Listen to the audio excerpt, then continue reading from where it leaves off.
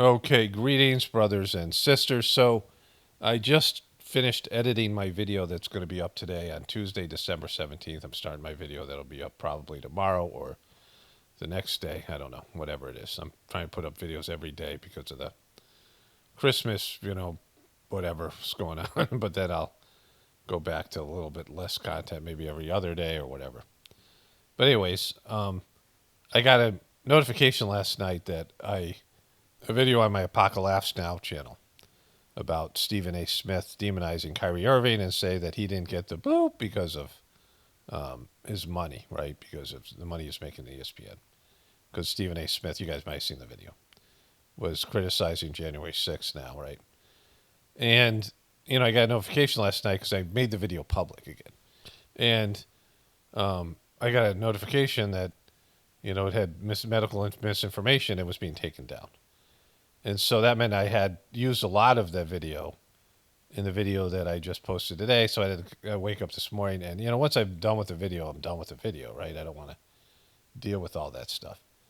And so I looked at the video this morning and it was like 16 seconds in and I'm like, wow, and I appealed it and I won the appeal. So it's back up, but I had to edit everything this morning. And just as I got done with it, they let me know that the appeal was granted. It's like, thanks, because I just, I wasted an hour and a half redoing the video. But, there's that.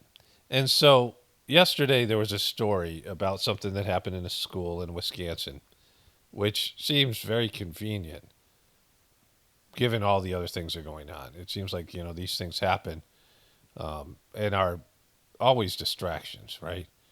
Given all the things that are going on with the UFO stuff and, Trump's picks and, the thing with the CEO shooter, the healthcare stuff is sticking. People are now like, have been weaponized against it, like the healthcare stuff. People are very clear about that, now discussing it in a way that I'm not sure they understood when they rolled out whatever they rolled out there. Like, I don't think they maybe anticipated what was going to happen. I think oftentimes they just don't have the pulse of the American people and they roll out some kind of event. And, I mean, the American people's opinions and outrage does not matter because if you're in a situation where you have a grievance and you're in a lesser position, like one group has the power and you're trying to get something from that group, and the media and the people covering it are never going to be honest about the group in power. They're not going to talk about how evil the group in power is. So you don't really have anybody of substance to back your claims. You have the internet now, which is the internet, but you can have 80% of the people be against something and be outraged about something, and they don't have any bargaining chips. Like, it doesn't matter how outraged you are. You don't have any leverage over the system. You don't have any way to fix it or pressure them to do something about it. Like all these healthcare insurance companies are making bank, and there's no outlet. There's no way to, there's no oversight. You don't have any leverage over that system. The insurance companies and the medical system, they've paid for everybody, and so they'll verbalize and empathize with your concerns. Everyone will. They'll say, yeah, that makes sense, like they're doing now, but they won't do anything about it. In some situations, they can't do anything about it. In other situations, they won't. And this is a case of both those. They can't and they won't. They could, but they won't. Right? And they are not, I mean, technically they could, but not the way that the economy is shaped and all these things. And so that's where we are as a society. That no matter what you feel about something, used to have the power of customer is always right. That you would be customers and you had your, you could, whatever you could do in terms of other options for healthcare or something, but they're all going to screw you over, so it doesn't matter, right? It's all, there isn't like some healthcare system or insurance group that is offering better plans, right? The reason people have United Health is because on paper they're the best plan for you in terms of your, the premiums and things, right? And so they just screw you on the other end. So, all right, let's get into some of this stuff here, but like it should be obvious to you that you don't have anything that you can do to stop what's happening, right? And they can't stop what's happening.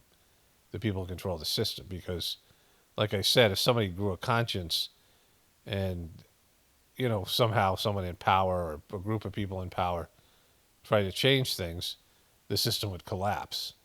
Like, it's predicated on evil, right? The system feeds off of evil. All right, let's get into the other stuff here.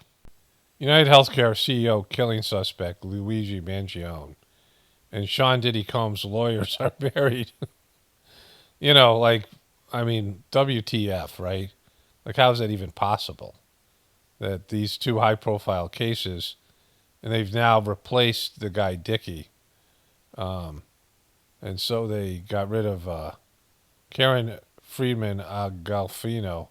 Karen Friedman Agnafilo, the high-powered lawyer hired by United Healthcare murder suspect Luigi Mangione, is married to none other than Mark Agnafilo, who has been representing the rapper as he battles sex trafficking charges. And so there's his new lawyer. They replaced the Dickey guy with her, which was, the Dickey guy looked horrible. And this is her husband, I guess. What more do you need to know, right? Check, please. Species in Chernobyl is mutating to feed on nuclear radiation. A fungus at the site of the Chernobyl nuclear disaster is adapted to feed on levels of radiation that would be lethal to most forms of life. This is the species here is a highly resilient black fungus that scientists have observed growing on the walls of number 4 reactor, which triggered the explosion and fire that's destroyed the Chernobyl nuclear power plant in 1986. Scientists studying the fungus found it adapted to use radiation as a source of energy, not unlike how plants derive energy from the sun. The Chernobyl disaster was a nuclear meltdown at the beginning. We all know that, right? So this is the fungi. So that just shows you that nature will always win out, and that fungus is probably something to fear. But maybe it's a good thing where we could use this fungus to devour all the radiation that happens after, inevitably, the nuclear war that's going to go along with World War III. And so, but at least there's something that's working in a positive direction for us. Okay, so this is Donald J. Trump here. President, are you entertaining the idea of preemptive strikes against Iran's nuclear facilities? Against who? Against Iran's nuclear Well, I facilities? can't tell you that. I mean, It's a wonderful question, but how can I? Why is that a wonderful question? Why is that a wonderful question, right? That you would bomb their nuclear facilities. America destroyed Iran. At least in terms of the what was good in Iran, right? We fucked that country over, which I talked about extensively in one of my previous videos, maybe the last one I put up. And their attitude towards Iran and their pro-Israeli nature, he's a shill for the Israeli government and other institutions that support this this Zionist attitude. But that's a wonderful question. It's a wonderful question, but how can I? Am I going to do preemptive strikes? Why would I say that? Can you imagine if I said yes or no? You'd say, that was strange that he answered that way. Am I going to do preemptive strikes on Iran? Is that a serious question? How could I answer a question like that? Say it. would you be in support of Israeli strikes on Iran's nuclear How could I facilities? tell you a thing like that now? It's just so, you don't talk about that before something. He says things like this all the time. What do you mean? He's making it sound like he's presidential now? Because he talks shit and says crazy shit all the time in his speeches. And he, makes jokes about it, right? Remember when John McCain said, bomb, bomb, bomb, bomb, bomb, bomb Iran, that song? They're all about it, these neocons. But Trump makes veiled threats or sometimes just overt threats and things that he's never going to do. He talks shit all the time. He makes it sound like he wouldn't say something like that. I'm just so reserved, Thing may or may not happen. You know, just Will you I don't shoot want, the drones down? I don't want to insult you. I just think it's just not something that I would ever answer having to do with there or any other place in the So the drone story is not going away. Here at home of the drones. Thank you. Good to see you. He looks his eyes look a little bit Jack Nicholson-y, like, you know, some of his appointees, you know, that this kind of devilish thing he's got going on there. Good to see you. Can you comment on the drones Seems like he's gotten a lot older. that are flying around New Jersey and ports? It seems like the American people have a big The disconnect. government knows what is happening. Look, our military knows where they took off from. If it's a garage, they can go right into that garage. They know where it came from and where it went. And for some reason, they don't want to comment. And I think they'd be better off saying what it is. Our military knows and our president knows. And for some reason, they want to keep people in suspense. I can't imagine it's the enemy, because if it was the enemy, they'd blast it out. Even if they were late, they'd blast it. Something strange is going on. For some reason, they don't want to tell the people, and they should, because the people are really, Who's the enemy that you speak of? I mean, they happen to be over Bedminster.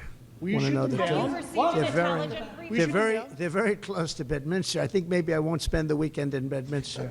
I've decided to cancel my trip. Have you received an intelligence briefing on the drones? I don't want to comment on that. Have you been Do you have getting any- do you have any regular reason to think they're a intelligence threat? briefings? Two quick questions. Okay, so Trump is being very reserved. You know? He's like low energy Trump. Do you have any information about these drones that are flying over the United States right now? Is this China surveillance? I don't know. But what I do know is that I think that the administration needs to be more forthcoming with information that they have. If they believe that some of these lights in the sky are civilian aircraft, then show us. Secondly, I'm getting a classified... So this is the important point about this. The drones is whatever the drones is. The government is withholding information. Like, people are concerned, politicians are concerned, federal politicians. People are like freaking out, and the government knows what it is. Multiple people, everyone says the government. It's obvious they must know. If they don't know, that's even worse. Like, if they know and they're not telling, that's, you know, evil and deceptive. But if they don't know, well, that's fucked up, right? Like, they should know what's going on here. And if they don't know, that would be even more concerning. But the fact that they're lying and it's just a confirmation of what the government does. They never tell you the truth. Like, the government should never be trusted. When something like this happens, that's concerning to people, people are freaked out, they want some resolution. You know, people are stressed out and losing sleep over this, and they're fearing for their safety or whatever else. If the government doesn't tell you, it shows you that they don't tell you lots of things. That their position is always to deceive or withhold information. briefing along with my fellow Republicans and Democrats as to the nature of these drones. And so we need as much information as possible. And New York Senator Chuck Schumer wrote on X, "I'm pushing for answers amid these drone sightings. I'm calling for Secretary Mayorkas to deploy special drone detection technology across New York and New Jersey." And yeah, so Chuck Schumer, he doesn't have, I mean, he's the senior senator from the Democratic Party, and he doesn't know what's going on. Like, he hasn't got any kind of, so they must have some classified information. So they're not even telling him, right? Is that what he's trying to say? Or he knows and he can't say? Like, just that's, you know, like just verbalizing something so that you pacify your people, you're part of it. Like, if this is, you know, when they talk about deep state, this is the whole thing. It's everything in the government. All these people are a part of it, and they won't come out and say what it is, right? Why not? Like, why not somebody say, yeah, they told me, and, you know, I'm going to violate the national security issues. Or they could just say it. I've been told, but they've classified this, which would make the government on the hook. All you have to say is, I've been told what it is, but they can't, you know. Like, Trump said he wouldn't even say whether he had a briefing. Of course, they gave him a briefing. He's the incoming president. So Trump has had a briefing, so he knows what it is. And he's confirming that the government knows what it is. And he said, it's not the enemy, then what is it, right? I'm working to pass a bill in the Senate to give local law enforcement more tools for drone detection. New York Governor Kathy Hochul chimed in response to my calls for additional resources, our federal partners are sending a drone detection system to New York. I am grateful for the support, but we need more. Congress must pass a law that will give us the power to deal directly with these drones. Okay, so here's the guy here. This guy has a thing here. Serious deal. John Ferguson had to say. That is a very serious deal. And everyone knows that the United States government, this administration, is pushing to get into a war with Russia. We all know that. We all feel it. We all see it. Okay? So everybody is abuzz about Yes, the drones they over are. New Jersey, which I misspoke. Okay, so that guy says something later. We'll get into that. Let's talk more about it now with Mayor Michael Melham. He is the mayor of Belleville, New Jersey. So he's in one of the cities where they have been dealing with this quite a bit. So, Mayor, thank you for being here. Federal officials say they can't confirm where these drones are from, but then at the same time, they say they do not pose a national security threat. Do you and your constituents believe that assurance enough? We do not, and frankly, we're getting tired of being insulted. I just got off a briefing with the White House Intergovernmental Affairs, and again, we're being told that there's absolutely, we're seeing nothing here. We are not seeing any drones. We're seeing basically manned aircraft. I mean, they're starting to really insult myself, our constituents, and many, many mayors around the state of New Jersey who have literally had these things hovering 100 feet over their houses. I mean, we literally just got told once again that there's nothing to see here, and we're getting tired of it. So you were part. The guy came back out and said that some of these things are drones, but they're all accounted for. That guy Kirby, I don't know if I have that here, but I saw that yesterday. So they're still doubling down this story. And the big story here is that they have information. You know, Trump's confirmed it. A lot of people are saying this. They know what it is. They're saying it without saying it, right? They're saying there's nothing to worry about. And they're just like, fuck you to the American people and mayors and everybody else. We're not telling you what it is, right? We know that you're upset about it, but we can't tell you or won't tell you what it is. And just, this is everything you need to know about the government. Like all the people who are sheeple, all these things. This is how the government deals with these types of things. They're lying to you all the time, withholding information, manipulating you. Who knows what this is all about? I mean, it could be any number of explanations. And any explanation that you come up with, as crazy as it might be, it's because they won't tell you the truth. They're withholding information, right? And so they can call you crazy. They can call you, you know, whatever they call you, whatever they call any of us. But the reality is that when you don't tell people the truth, it creates a vacuum for people to speculate and come up with their own explanations. And then you say, oh, you crazy conspiracy theorist. Well, then stop, you know, withholding information all the time. Stop lying, right? This is what I always say.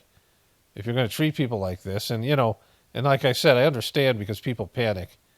American people are not known for being able to deal with controversial news. And I mean, you see the way they just go apeshit after their team wins a championship, and they burn cars and, you know, riot. I mean, over winning a championship, like just, you know, like we saw what happened with COVID and, you know, all the rest of these things. The American people are not used to dealing with, you know, other systems. Like in India, the power went out. The master charge, the third master of the system, talked about how there was riots in New York City when the electricity went out, right? When Los Angeles some years ago. Remember that? They had power outages and they had widespread riots. And he said, you know, the electricity goes out in India every day, right? You know, and so these other places around the world, they're used to interruption in services. They're used to, like, some days the internet just doesn't work. Some days the electricity goes out. Sometimes they have planned outages. You know, in a place where you need your air conditioner because it's 110 degrees, you know, and they just lose their electricity there. In other countries around the world, they have these things. They're used to not having the kind of undisrupted services. You know, trains run on time and planes run like it's a big deal. Oh my God, this thing's a half hour late. You know, sometimes the planes never even show up in these countries, right? And so they're used to having inconsistency. Americans aren't. And when Americans can't do what they normally do, they flip out because we just assume that that's what life is, that you have, you know, everything's there. There's always gasoline. There's always electricity. There's always, you know, TV or internet. There's all these things. But, you know, there is lots of things in life are not consistent. And it's hard to keep things consistently coming, right? And the economy and all these things are crumbling and causing, lifestyle interruptions. Americans will go nuts when their lifestyles are interrupted. Part of a meeting last week with more than 200 mayors that was held by the New Jersey State Police Department. You say that you just got off a briefing with the White House. I guess the thing I keep coming back to on this story is it's one thing for you to tell us there's nothing to worry about. It's not a foreign threat. There's no sort of national security concern here. But then at the same time, you can't tell us specifically what it is that we're seeing. Is that the same frustration that you have? No, they're telling you you're not seeing anything. You're not seeing anything. Those are just manned aircraft, and you guys are, overreacting. There's no problem at all. That if it's not a threat, why can't you tell us specifically what it is that we're seeing? It is, and frankly, you're right. You can't have it both ways. You can't say we have no idea what you're saying, but there's no known threat. I said that day one, right? So, like when they're repeating what I said, when they have the same kind of take that I have, things have gone south. This is an official mayor and official guy in MSNBC. Can't have it both ways. I mean, we were told by our state police that they know for a fact these things are hovering over our critical infrastructure. We had a mayor in North Jersey who has 80 square miles under her belt, and she's got 4 critical infrastructures, 4 sets of reservoirs there. She had 60 drones hovering over them this past Sunday. You can't keep telling us that we're imagining this stuff. We're not imagining it. Our own state police in our own briefings is telling us these things are not emitting a radio frequency. Our own governor has said, with the state police standing next to him, that our pilots witnessed the lights turn off and saw them disappear. I mean, we're having a lot of issues here, yet they keep telling us we're not going to shoot them down if we think they're a threat. We're not going to do a temporary ban. You can't have it. So why do they need lights? And why would the drone need lights, right? Your drone, maybe for the person who's flying it to see it, depending where that person is. But, they have people who fly drones in America that are over the Middle East, right? Like they have these drones that are being controlled, obviously through satellites and these other things.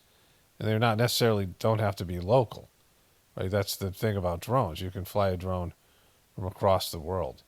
And so, depending on where these guys are, if you're looking up at your drone, so you want to see where it is, but mostly you're looking down at the screen and the drone is showing you what's going on, right?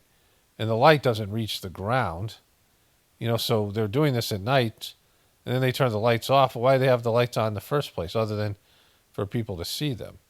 What's the benefit of the lights even being on? Like they just want to freak people out, which they're doing.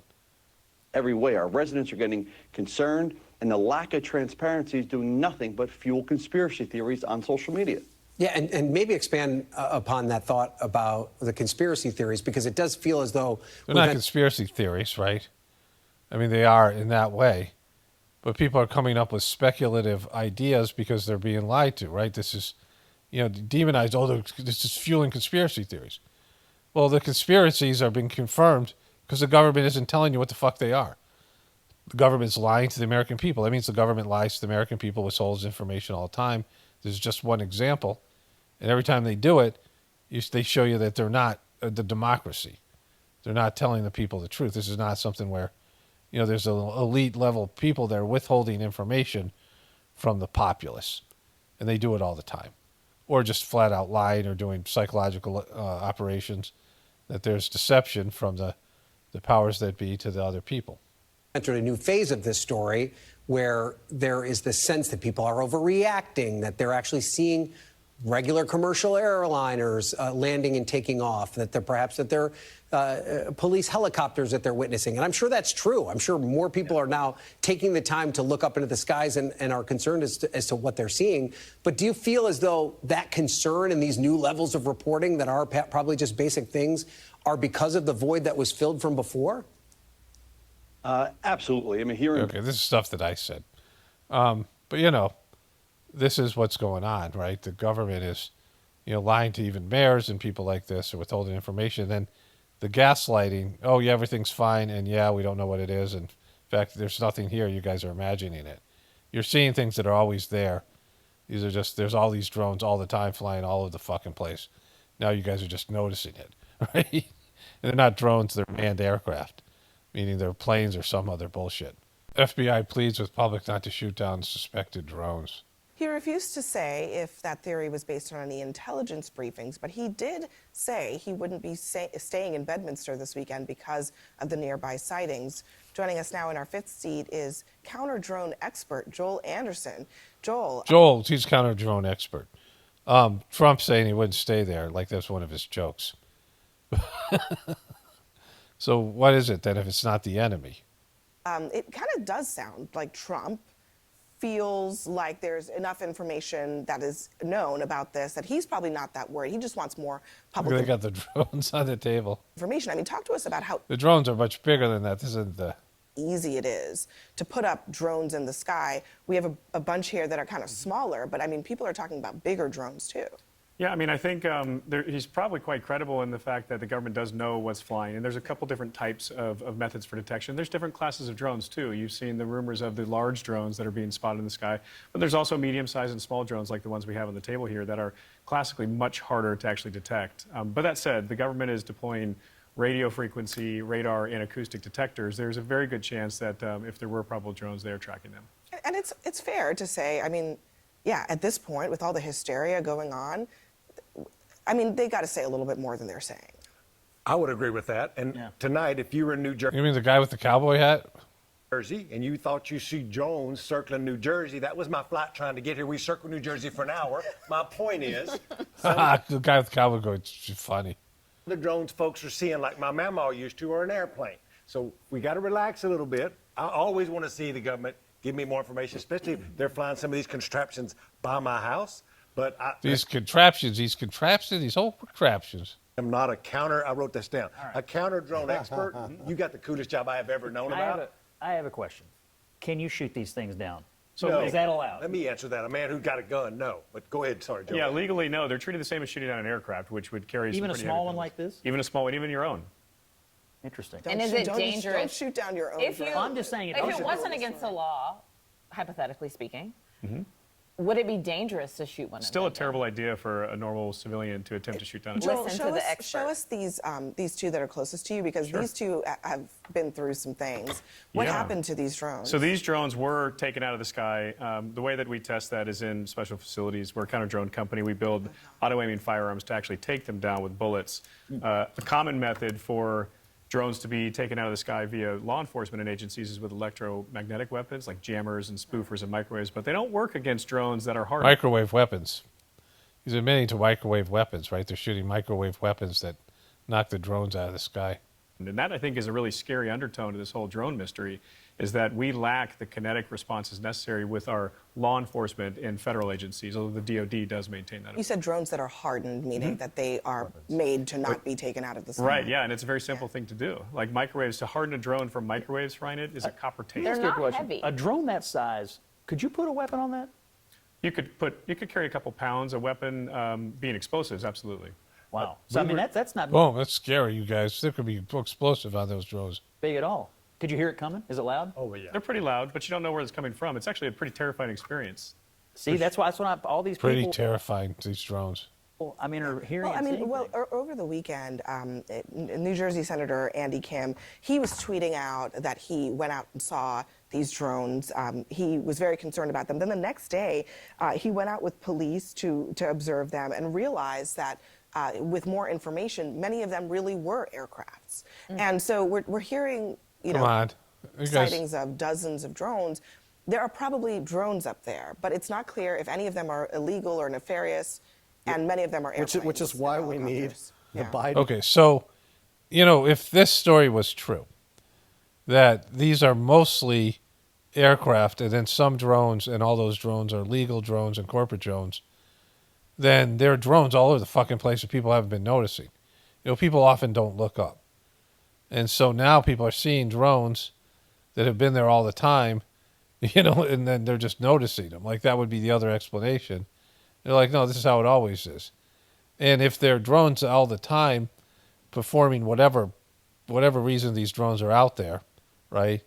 That these drones are, in the sky, then they're not giving an explanation about why they can't stop them. They could just say, all right, let's take down the drones for a month, until people stop seeing them, and then the story will die down. They're not willing to do that. So why are these drones necessary, right? Administration to come out and be more clear. I mean, we went through this with the Chinese spy balloon, right? That's part of this whole problem is they let that balloon go across the entire United States, didn't say it was from China, and then shot it down after it had already gone through and done what it did. So, you know, now you have this drone situation. The immediate thought is, well, are these foreign powered drones? Are they Okay, so you know we know this stuff, but you know, like I said, the biggest story here is the government withholding information, and they know what it is and won't tell you, and they gaslighting you, and saying there's nothing to see here, folks. Like that's the worst thing, and whatever trust you have in the government should dissipate almost immediately, because you know if it is a threat, or whatever it is, they're not going to tell you, right? So. You know, that would be their job. Like it's when you have chickens have like 20 or so different sounds, distinct sounds, might even be more than that. And one of them is for an aerial predator. And when a chicken makes this noise, every other chicken realizes there's an aerial predator, and they go do whatever they're going to do to get out of the harm's way. You know, go and hide in a bush or whatever. You know, get themselves out of the area where, a hawk can come down and grab them. And so it just behooves people and other animals to warn each other when there's a threat. And if they're whatever this thing is, the government is constantly doing this, right? Putting poison in foods or allowing poisons to be in foods that cause cancer and heart disease and then not warning you about it, right? Not saying these things are cancerous causing or heart disease and, all the bad unsaturated fats, all this crap, and actually telling you that this is good food, or it's food. It's not poison. There's poison that, hurts a human being, eventually kills a human being, and causes horrific damage to your body. They have to warn you on pharmaceutical drugs about the side effects, but not on food. There should be big warning labels on all the processed food. There should be a big warning label on McDonald's and these other places, but they don't protect you. They don't warn you. Hey, we know this is bad for you. Don't do it. But they just constantly allow poison and, slow kill poison on the shelves or in, American system or whatever it is. Atrazine, all these things. This is mysterious. This is a funny New York Post report here. Drones buzzing in the skies over New York and New Jersey have people talking, and even podcast king Joe Rogan is concerned. No way. He's concerned? After watching a viral TikTok video by John Ferguson, a drone expert and CEO of a remote aircraft systems company, Rogan said the clip left him genuinely concerned. Look at him, he's concerned. Ferguson suggested the drones might be smelling for hazardous materials like gas leaks or radioactive substances. He clarified this was just a theory, saying, "If you think it's bull, that's cool. I don't want to spread misinformation." So we saw that report, right? We saw him say that, and that was, early on. Rogan, however, wasn't dismissive, sharing his worry on X, formerly Twitter. Formerly Twitter. He's been skeptical of government reassurances, calling official statements about the drones sus. It's sus. He got this. White House National Security Council spokesman John Kirby has insisted the drones pose no public safety threat. Okay, so this is some bogus New York Post remedial, whatever it is, for their dumbed down watchers, viewers. Like old people who need this explained to them or something, right? There's a point in any story where, like the same thing with Luigi Mangione, where there's, their government says what they're going to say, and then there's, the thing's going to resolve itself. And so the thing with Luigi Mangione, it was there's some kind of mystery here.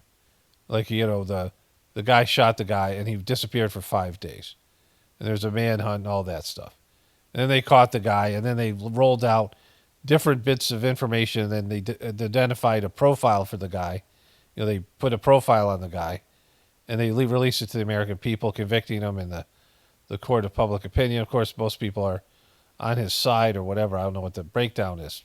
And then you're just the story's over, but it's not quite really resolved. There's, all right, people are reporting the drones. All right, there's drones in the sky. And then you just got to accept, well, there's drones in the sky. because the government's like, we're not going to do anything about it. We're not going to tell you anything. So, people move on to something else. There's a big event that happened in Wisconsin yesterday, like whatever it is. So, there'll be another thing that comes up, right? This was the big story was about, Trump's picks. And then it was about Biden's pardon. And then these other things come in, and then it'll be something else. And so there's that point where the story, there's just nothing really, there's nothing more to see because there's no more information they're going to show you. And then it's just how the media covers it, because the media still has to fill their time slots, their hour. And the story moves from the top of the hour to the bottom of the hour. And it used to get 15 minutes of time and people analyzing what's going on. And now it gets a couple minutes, and then they bring in characters and, experts and things. But the reality is there's no resolution. You're never going to find out what happened. I mean, the majority of any of these stories, you never find out what's happening, right? That guy with a Hagsmith, did he R the woman or did he not? You'll never find out. What does his mom say? Why did she reverse her opinion? And then it's like, will he be confirmed or not? And it's just, that'll happen or not. And then those stories that are about the guy, I mean, the guy definitely was not great with women. He was a womanizer and a drunk alcoholic, but he's still going to be defense secretary or he won't. And then it's just resolved. People just like, all right, yeah, that's that guy. Jimmy Kimmel got caught doing blackface twice in his past. Once he did Oprah Winfrey, and then he did Karl Malone, the basketball player, along with all this other controversial shit, bad comedy he did on that Dopey Man show. And now he's all liberal and feminist and things, right? But back then he did some things that would get you Me Too'd. And he just went on vacation for 3 months, and everybody forgot about it, where Ellen kept on going on her show, and now she's done, right? Like, it was a difference of how you deal with it. Because stories don't stick anymore. People lose interest. They don't have the capacity to care about things. Dropping like flies. Remember all the people dropping like flies and having heart attacks and things? And now it's happening, and no one's paying attention to it. Nobody, I used to post videos on it, and the people just lost interest. So this is where we're at with all these stories. Okay, so I was going to put this at the end of the video. I did a voiceover last night when I got back from the dentist. I am now metal-free in terms of my fillings, which is a good thing, obviously. But then I did a second voiceover this morning, and these are long things to do with other stuff I covered in recent videos. So I'm going to put that at the end, even though I referenced that I'm going to put these videos in afterwards, so that just ignore that. So I don't know where that is, and I'm not going to edit it out, but it's coming. But I'm going to put these videos in. There's 4 quick video clips and then the voiceover. And so this is Trump here. I haven't seen this yet. Yes. Mr. President, can I ask you a question about the drones? So this is the drone thing. We'll watch it again here. Well, I guess, why not?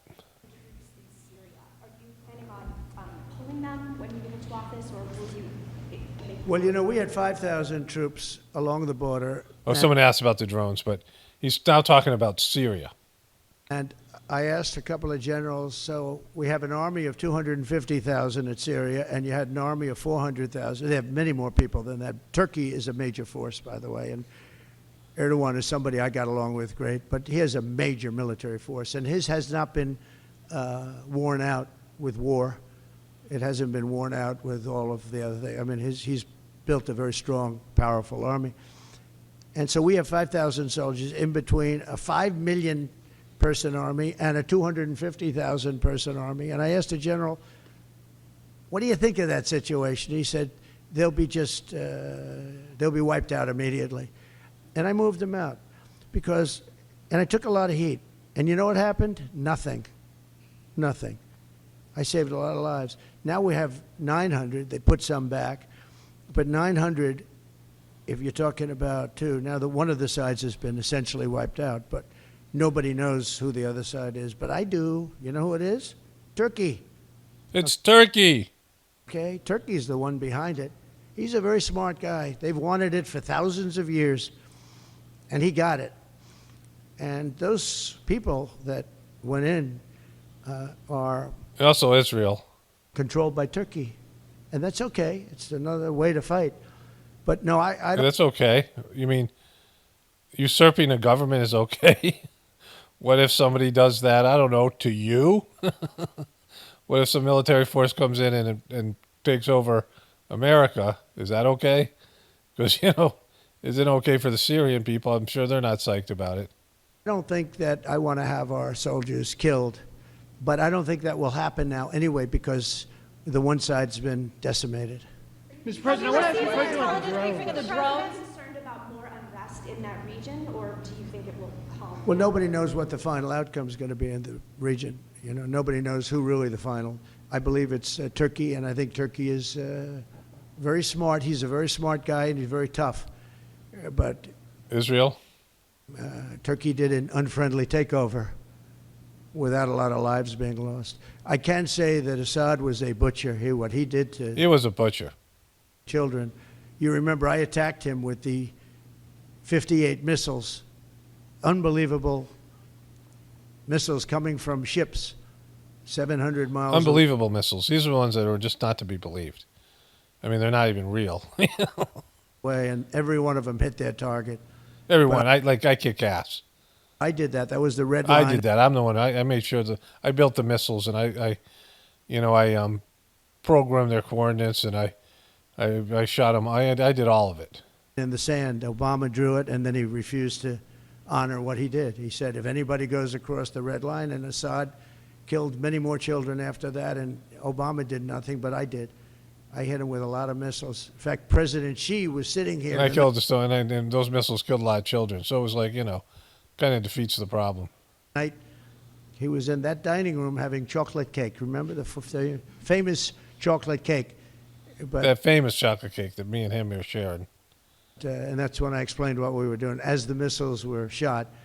And it was amazing as to precision because every one of those missiles hit its target from a long distance away. Had President Obama drawn the line and where it meant something, you wouldn't have even had Russia there. But in the end, I never understood why Russia went there. They were not getting very much out of it. But now their time is taken up with Ukraine, and we'd like to get them to stop on Ukraine, and Ukraine stop also. Okay, so there's that part. Let's go to the next thing here. He's very highly respected. Okay, couple of... Which other world leaders have you invited to the inauguration? Which other world leaders have you invited to the inauguration? The world leaders are calling me, and some... They're calling me. They all want to come. Are they really coming? would like to meet. No, I mean, literally, they're calling me, and... I don't call them. They call me. That's how I roll. Be seeing some... the narcissism. I mean, just... if you're a Trumper, I like it, and it's funny, and it's great because the presidency is a joke.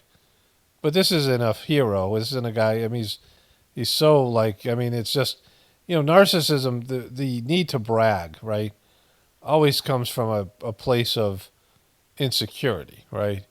If you feel good about what you're doing, then you don't need to validate yourself and you don't need validation from other people. You just feel good about what you're doing, right? You feel confident in what you're doing, and everyone has their moments of doubt. But the constant bragging, the constant needing to be better, I mean, it's embarrassing. It's childish. It's childlike. And, it's funny, and I dig it to whatever extent that it's, humorous, and at least it's kind of honest to who he is. But he's not a hero. He's not going to make the world great again. He's so insecure and so, he's just so narcissistic. Of them. I think it's rude not to. I mean, it's hard to say I'm not going to see you. And I've spoken to way over 100 where they call to congratulate. Way over. It's in the hundreds. On not only the... He's got a lot of fish boy stuff going on here. Election, but the size... Like right there. Of the election, the extent of the victory. I keep on missing it. And they were great. I mean, I spoke to over 100 countries. You wouldn't believe how many countries there are. How many are there, Trump? I wouldn't believe it. I can't Google that. I can't ask Siri how many countries there are. Hey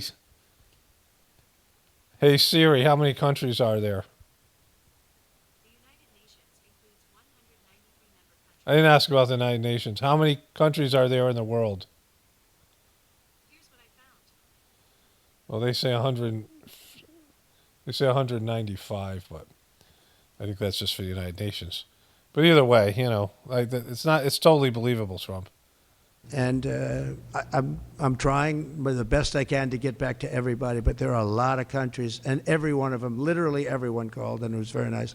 Literally every one of them called. There wasn't one country that didn't call. So, yeah, I'd see some if some felt it was an emergency. I've seen, as you know, I've seen President Zelensky. He came to France while I was there for the cathedral opening. They actually had about 70 presidents and prime ministers, and in one case, a king. King was there.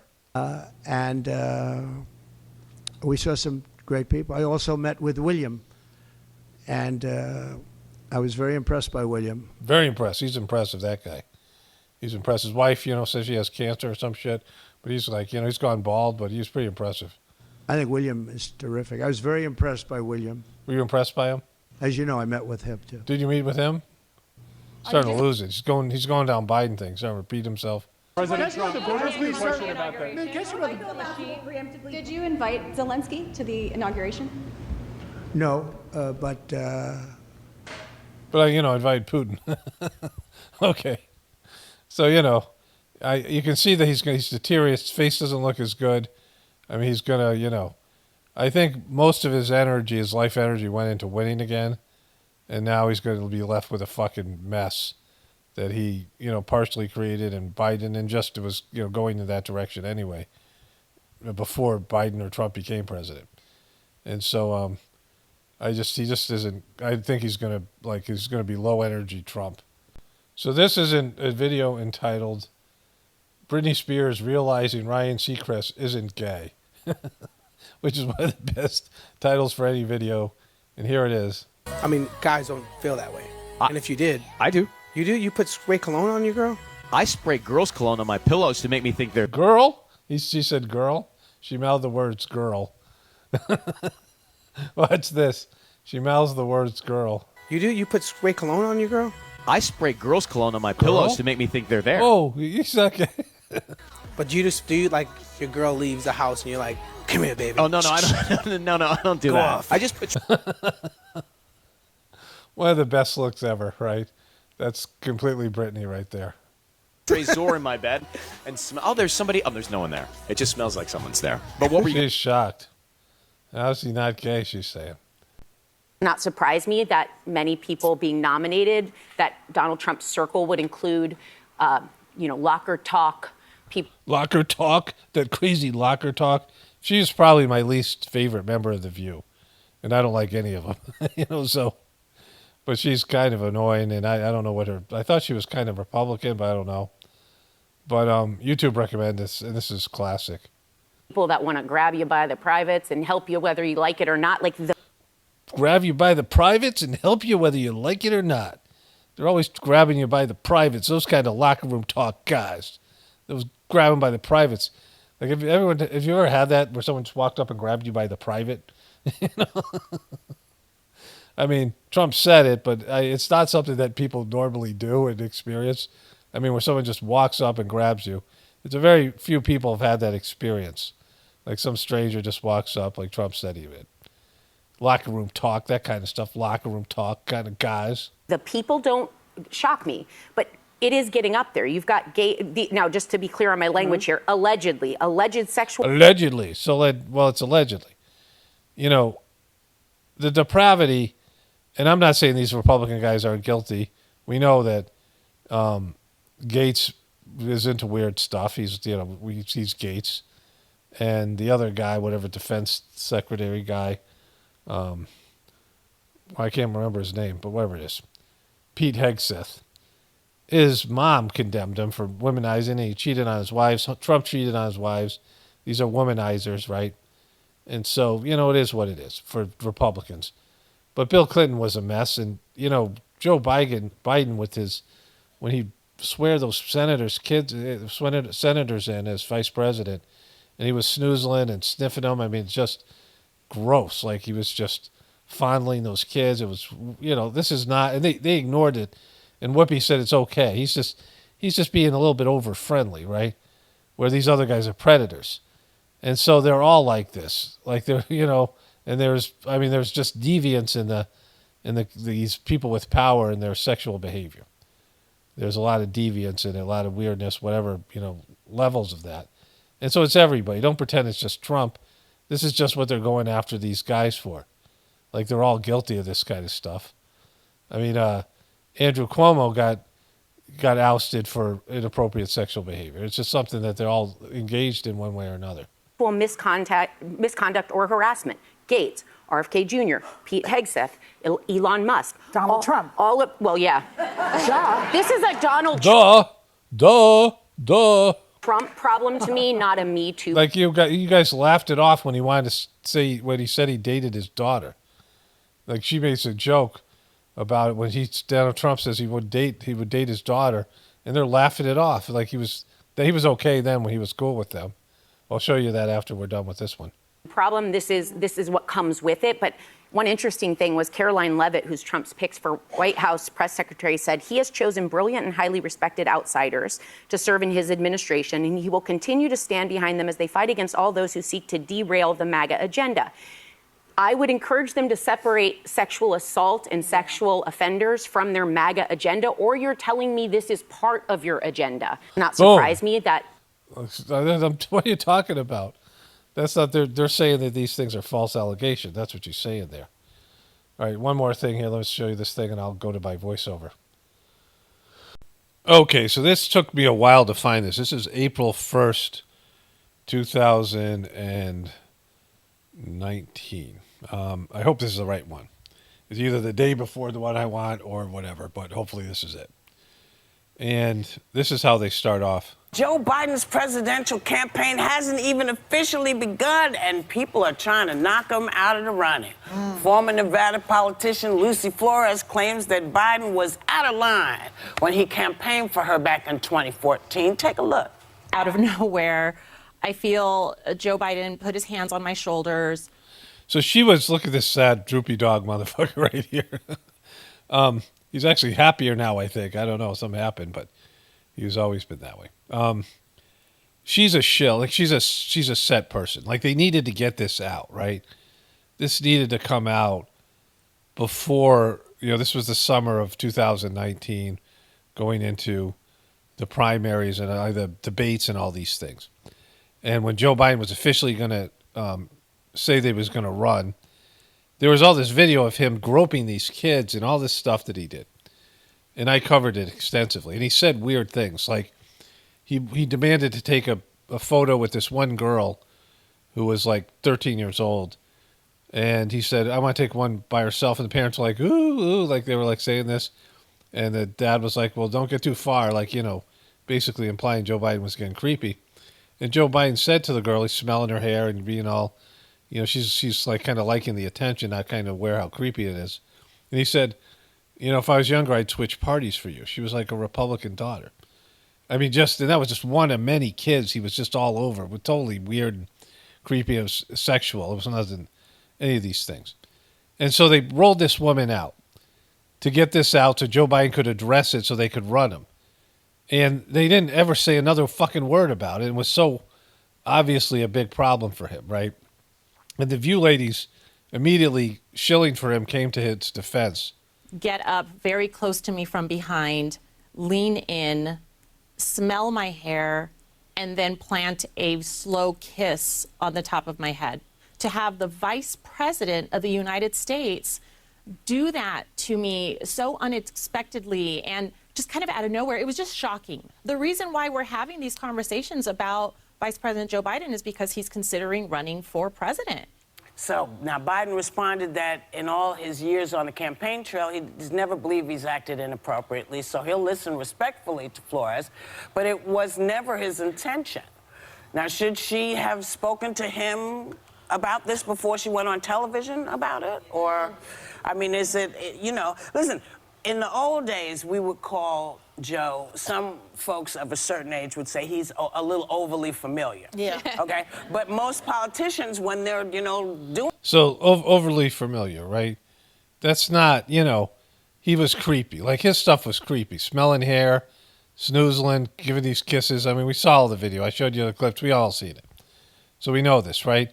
So look at the difference between what they're saying about Joe Biden and Trump. Like, it's just, it's the same behaviors. Biden's are more, like, obvious in terms of what he's doing physically to young kids and women over the years. Like, just creepy. And then he gave a weird response to this, all that stuff, right?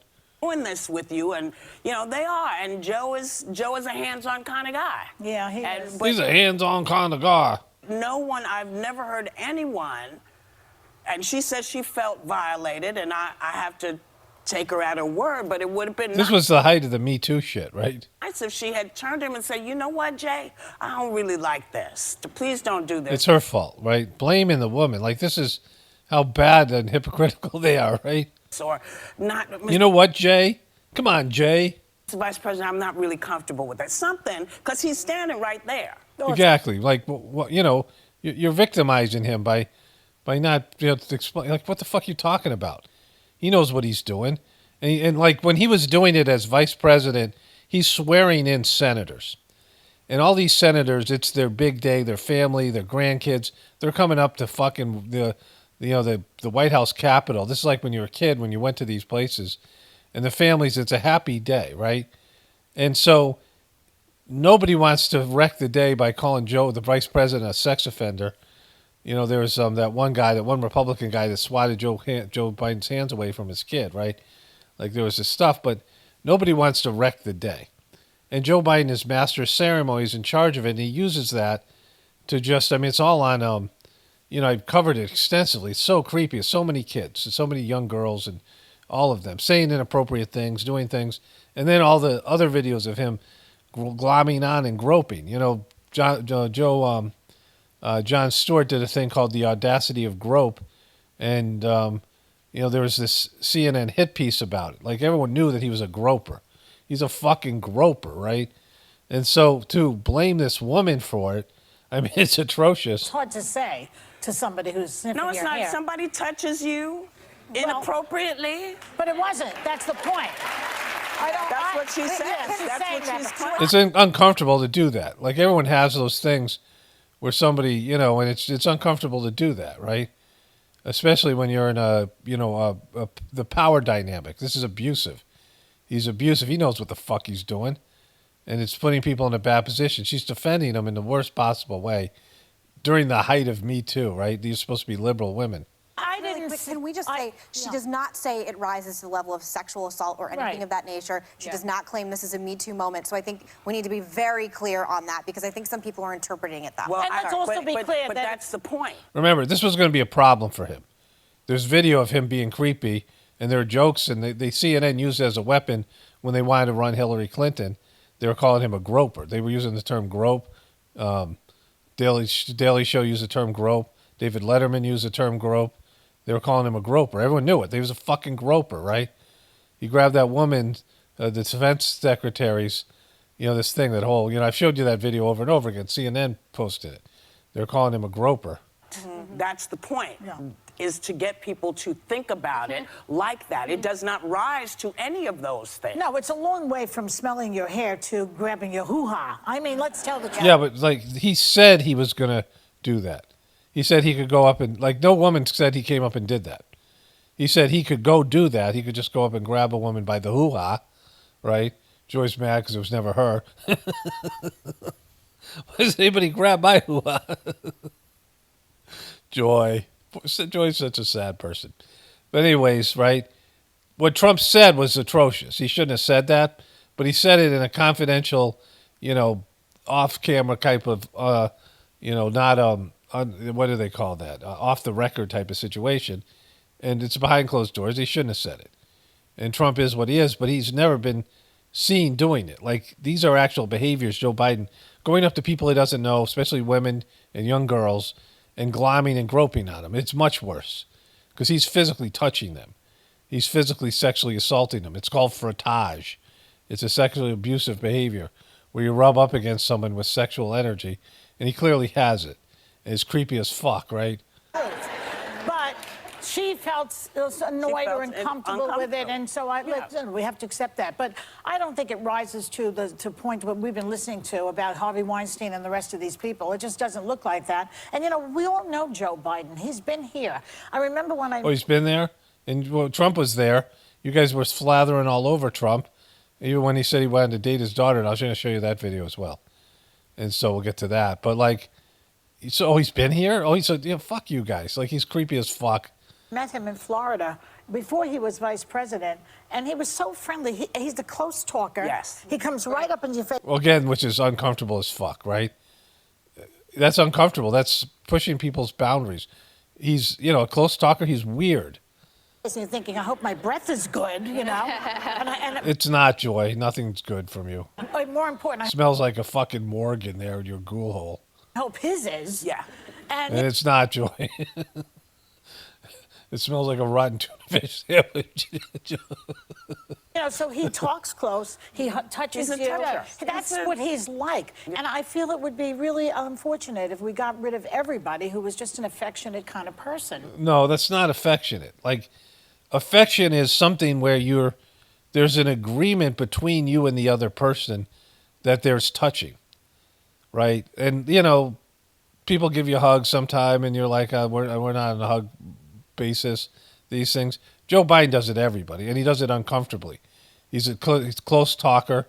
He invades your space and boundaries. He's an angry person, bitter person. Apparently, he is right now trying to pass a law that politicians can't do trading like Nancy Pelosi did, just to fuck her over because he's pissed about what she did. She's still mad at her, so he wants to pass a law before he leaves. I mean, he could have done this his whole time, that these politicians can't do trading of the stock market, whether in the Congress or the Senate. And so, you know, he's vindictive as fuck. He was vindictive about Kamala Harris, who's disappeared, by the way. I'm going to talk about that in my next video. I mean, she's disappeared like we haven't seen. So, you know, before, like she's gone, like she's a ghost. You know, those are nice people, too. He's also been in public office for about 50 years of his life. Yeah. I do wonder if she could have sent him a letter. Well, that's right. Like send him a personal note to Jesus Christ. say, hey, this happened a few years ago. I Now mean, the blaming of the girl. I feel confident and telling you about it. I don't want to make this public. I always wonder when these things come out, what is the motive for this person? Is it simply? Oh my God! In the height of the Me Too, you're questioning a woman. Like this was just not done then, right? Like questioning a woman's motive. To let people know I was uncomfortable, which you could have done in private, or is it because you maybe want someone else to win and you want him to have doubts about actually announcing for presidency? I've had concerns about the Me Too movement from the beginning, about getting to this place where you can't have normal interactions with each other. That is to say, like, this one was uncomfortable, and that's her place. But are we going to get to a place where we can't shake hands? We can't hug each other because... He sniffed her fucking hair and kissed her on the top of the head. She's a stranger. And he did it to so many other people. Like, Jesus Christ, this is bad, right? That, to me, was uncomfortable. I worry about that. I worry about it. I'm such a worrier. I'm sort of in the middle on this in the sense that I do believe that with this particular situation, there was a power dynamic. I mean, you're talking about the vice president of the United States. She was running, I think, for lieutenant governor. So she may not want to have offended him. And I know a lot of women get put in that kind of situation where they're offended, they're uncomfortable, but they may not say anything. So that's one thing. But I do appreciate his response to the criticism. He said, I may not recall these moments the same way, and I may be surprised at what I hear, but we have arrived at an important time when women feel they can and should relate their experiences, and men should pay attention, and I will. And I think that is the appropriate response. Yes. You know? Woo! Okay, so he had a team full of publicists, but you guys all fucking know that he has a team of people because he's old as fuck. And, you know, he was running on the No Malarkey fucking tour back then, right? And he had a team of people. And he could have, you know, said something like just off the cuff of what he would say. But what you just read is clearly not in Joe Biden's words. And so they sat him down and they gave him this things to say. But he was saying he was just trying to give people encouragement. You can do it, man. You know, and talking about his son dying from cancer and that all these people were coming to him and they were really miserable and they were, you know, people who were coming and broken people coming up to him, and he would encourage them with his groping, like just like it's just these are all, this is bullshit. What he said was a crafted statement done by his publicist, right? His response was very appropriate. Well, very, because perhaps he didn't intend to make her uncomfortable, but she is saying, you did make me uncomfortable, and he's saying, I will listen. So I don't know that we will see any more smelling of hair and kisses on the forehead. But see, that pisses me off. I'm telling you, because, well, I don't want Joe to stop doing that. I don't either. Yeah, but these to you, but fucking, he's not smelling my hair, like fucking, right? And so, I mean, and all the women out there that don't want him to smell this hair and grope on them and these things, it's a matter of a two-part situation, in terms of this whole Me Too thing, whatever. But any kind of physical contact, there has to be some sort of an agreement, right? Shaking hands, I was glad when that shit was over. I mean, and now it's back. But like when they did that with COVID, when people didn't shake hands anymore, I was pretty psyched about that because I thought shaking hands was whatever. I'm not, touching people that are strangers, whatever it is, right? Some people are it's coming out of something pure. Joe Biden, it isn't. Anyways, I'm just going to say one thing really quick. Go ahead. There's a certain kind of retail politician that loves people. I would put Bill Clinton in that category. I would put my father in that category. I would certainly put Joe Biden in that category. When he came on this show, he's the only politician, other than my father, to go into the crowd and shake everyone's hand. Yeah. Now that is your father, you mean Songbird? means something when you're in Iowa. And I'm sorry, but when I heard this, I read her entire statement. I do agree women should be heard. I'm sorry, I worked at Fox News during the Roger Ailes time. There's a very big difference between things like that and things like this. And Mika Brzezinski said this morning, Democrats, you have to ask yourselves, what exactly is the Me Too line you want to draw? Because you will live and die by that line. Joe Biden is a good, decent man. I do A good, decent man. not believe he has never made me feel uncomfortable once. I've been around him a lot. So can we conclude that it will not hurt him? I hope not, but I think Democrats, what I said on Friday. Okay, so this was that, right? So think about what was just said by Sarah Hines and the line they've taken about Joe Biden. Let's go to the line they've taken about Donald Trump. Let's go to the Trump thing where he said the thing about his daughter here. It would be really disappointing. Not really, but it would depend on what was inside the magazine. If she posed, it would be fine. But if they put her picture, Okay, so this is old school view here, right? Meredith Vieja. Here's Joy right here. At the end of the couch, there's that girl from whatever, the Survivor. Remember that girl from Survivor was on there for a while? And there's she believes the earth was flat, that girl, whatever her name is, right? Yeah, but it depends on what goes inside the magazine. Well, see, that's her gripe. That's this girl's gripe. And People there was nothing. assume there'll be nude photos. Right, you do assume that with Playboy. okay, But if there weren't, you wouldn't have an issue with it then. If they were using her to... I don't think Ivanka would do that inside the magazine, although she does have a very nice figure. I've said that if Ivanka weren't my daughter, perhaps I'd be dating her. You know. Stop it! Oh, it's so weird. Stop. you know what you are. Stop it! It's so weird. Look at Joy. Oh, stop it! It's so weird. So weird. So weird, you guys. So weird. Yeah. How Well, you're known for saying... It's terrible. It's sick. You're terrible. Compares you to Woody Allen. You've got a problem. outrageous things, Mr. Trump.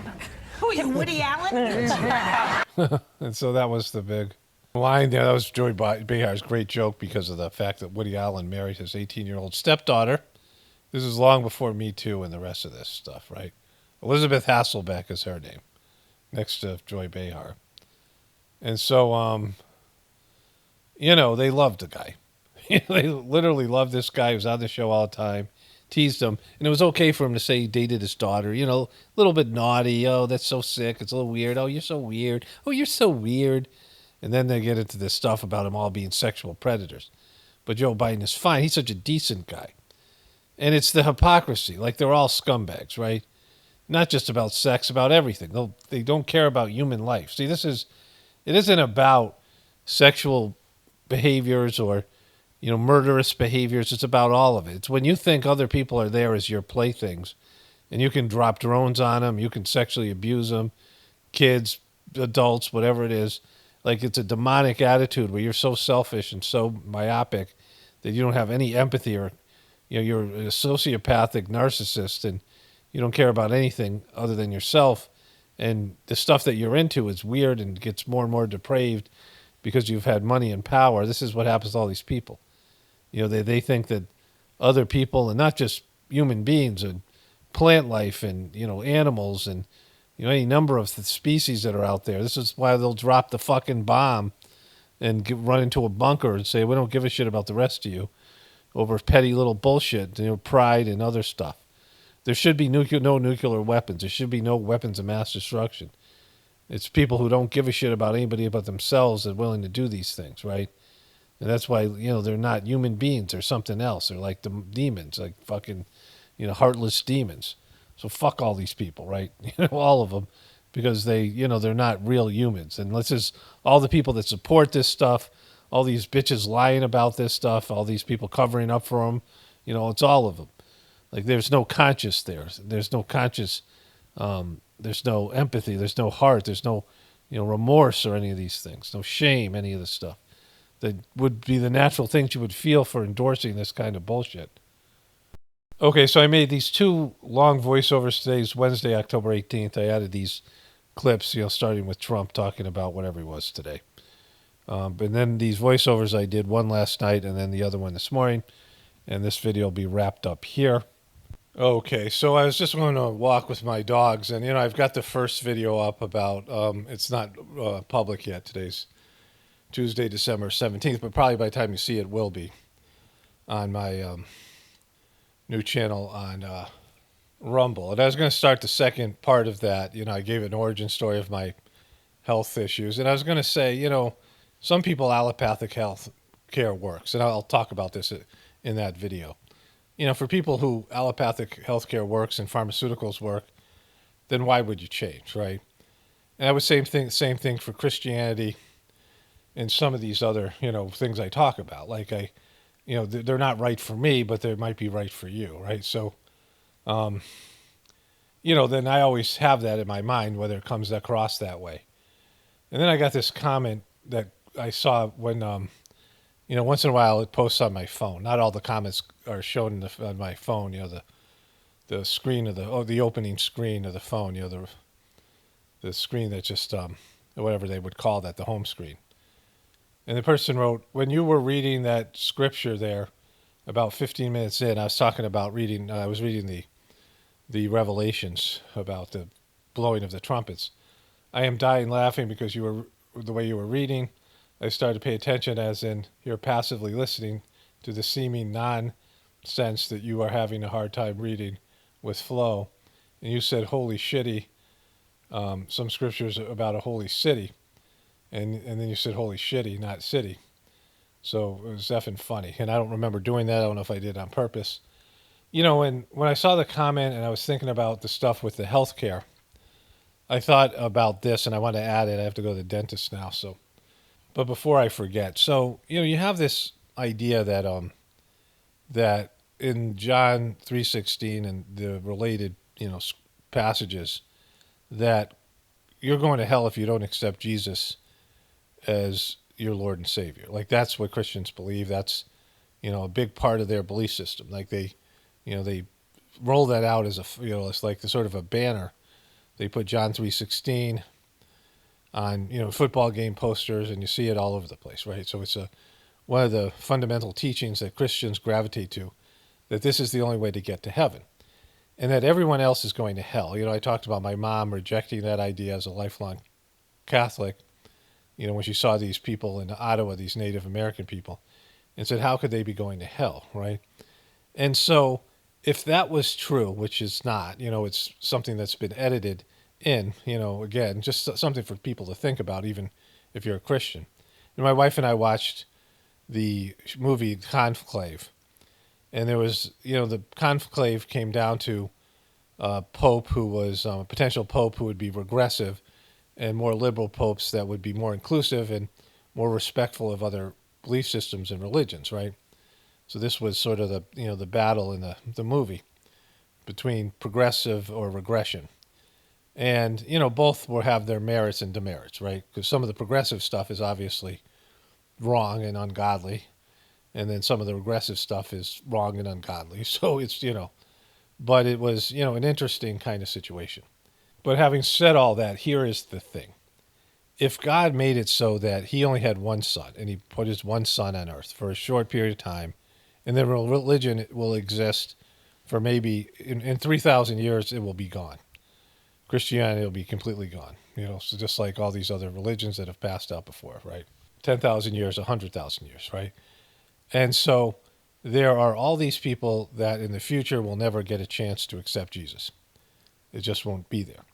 And there's all these people in the past who died, and they didn't get chances to accept Jesus, right? So if you don't believe in reincarnation, and you believe that you're either going to hell or heaven, because that's what they teach you, then all the people who, just because they were born too early or too late, they have no chance of ever accepting Jesus, so they're all going to hell.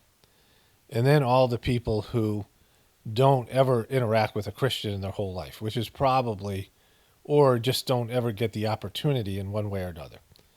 So all those people, that's probably, whatever, billions of people that never even hear about Christianity. And even if they do, they just never have the opportunity to convert. Or they've been indoctrinated by their own religion, and it's just not an opportunity. There's not any chance they live in a country that's, follows a different religion. And so there's all those people, innocent people who never were given a fair chance to convert to this thing, right? And then there's all the people who've had a bad experience, all the kids that were abused by priests and ministers and people like that, all the people who have been betrayed by the church or by people in the church, and they just get a bad taste in their mouth towards the religion through no fault of their own, because people mistreated them, or the clergy, or whatever it is, right? And so they have they don't accept it, they reject it, they quit, whatever. And those people many times were victims. I don't believe in victimization, like I said before, but they're victims of the system, the religion. And so you think about all that, God would have to be a real dick to exclude all those people from heaven, just, who didn't ever have a fair shake to find this, this one true religion, right? And so it's a joke. It's a scam. It's not true, right? And so you can't take it literally if that's one of the primary teachings and something you're gravitating to. And again, I'm not trying to convince people of that, because if it's what you're doing, but it does cause pain and suffering to these other people. Because I've said so many times before that Christians who believe that everyone else is going to hell, they're doing everything in their power to save them, including conquering them and taking their stuff and indoctrinating them, which they've done to so many people, which again is, by forced indoctrination. That isn't, that's not God's way. And God gives you multiple chances. If God's given you the ability to choose wrong and to so-called sin, or whatever you want to call it, which God has given all of us, then, you all get multiple chances. We all get multiple chances. Okay, so I had to go to the dentist. We had a guy out because we had a problem with our well water system thing. And so I had to deal with that, and then I didn't get time to finish, so I went to the dentist, and my mouth is now metal-free. And so, it was a situation where, like, the Novocaine, he gave me one shot, and he started taking out the filling, a small filling. And it's gotten most of the filling out, but it, definitely was hurting. And I winced a little bit. My tongue kept on moving over to stop the guy. And so he gave me another shot. And then it still hurt a little bit, but I was like, you know what, it's so close to being out, and I don't want to have to wait for hours for the Novocaine to wear off. And I just want to get out of here. So I just, it was within the acceptable limits of pain. You got the filling out, and they put a new filling in, and I said to the dental assistant as I was leaving, all the metal's now out of my mouth, and she was like, yeah, we get most of it. A few flakes go down, though. And I was like, psyched to hear about that. Because now I got some of these, whatever it is. So I ended up being there a little bit early. I went to Whole Foods beforehand. And I was sitting there in the dentist's office, and I pulled up my most recent video, the video where I do a long voiceover, and I talk about, being black-pilled, and this idea of being black-pilled and the collapse of the system. And I get into I read the book of Revelation, which I already commented on here. And when I got back in the car to leave, the video came on. And, I'm not a big fan of my own stuff. Like, it's hard for me to listen to my own stuff. it's also work because I'm editing. But I started to play, and I was like, well, I couldn't remember what I said, even though it was just yesterday or the day before. And so I was listening to it. I rather enjoyed it. It had a calming effect on me. My phone was in my pocket. I didn't want to get it out and change it to music. It's like a 30-minute drive home. And I ended up listening to the opening talk and, had some more thoughts about that, as well as somebody left a comment in which, see if I have it here. Hopefully I got it. I do not. I have to find it. Here it is. Here's the comment. So some person wrote, I think it's 1 hour and 54 minutes, but I'm not sure where it was in the video. I heard it, the part that I was thinking this was a response to, which is where I say that God is the only thing without an opposite, because God is in everything and is in everybody, right? And this person writes, God versus Satan. And when you say God versus Satan, you're saying that Satan is on the same level as God, right? And so it's a silly idea, because if God is what you think God is, then Satan is no match for God. Satan was a fallen angel. God created Satan, and Satan chose to, in terms of the biblical idea of Satan. But I think that Satan is the ego, like the demon. A demon is the ego. And so we all have a potential devil inside of us, a demon inside of us, which is our ego. And we have the ability to manifest and create our own internal universes. And so we have that power. But the divinity within us is a more subtle. Our ego can use force, right? But our soul can't use force. But God compels us, because we have to choose God. A demon can bend a person to their will, or bend their, whatever, environment to their will, and force themselves on their environment. Where God just has to wait patiently, be loving and inviting, and, saying, look what we got going on over here, just allowing you to feel the essence, and then eventually you have to choose God. Unless you become so abhorrent or so demonic that you have to be destroyed altogether, which is, a rare case, but most of the time God just waits. And then if there's such a case where somebody is, gone across some line or limit, and then their divine forces will excise that out. Certainly people dying is not what I'm talking about here. I'm talking about a wayward soul. But in either case, God can destroy anything with a mere thought, right? God, is, and the divine beings that run the universe on God's behalf can terminate and destroy anything or anybody with just a thought, including Satan or demons or whatever it is. It's because they're not on the same level. Because God has no opposite, because there's God in everything. Everything has God in it. Even something that's been corrupted, it started off pure and pristine and divine, and then it became corrupted later on. But what I wanted to add here is, if a system works for somebody, I think it's great. Keep on doing it, right? We all have our relationship with things that other people don't like. We all like TV shows and sports and movies and, going for hikes, and our preferences in music, things that resonate with us and people, right? If you talk to, let's say you're in love with somebody, your spouse, your significant other, and you talk to their exes, and they would tell you what a horrible person that your spouse is, or whatever it is, right?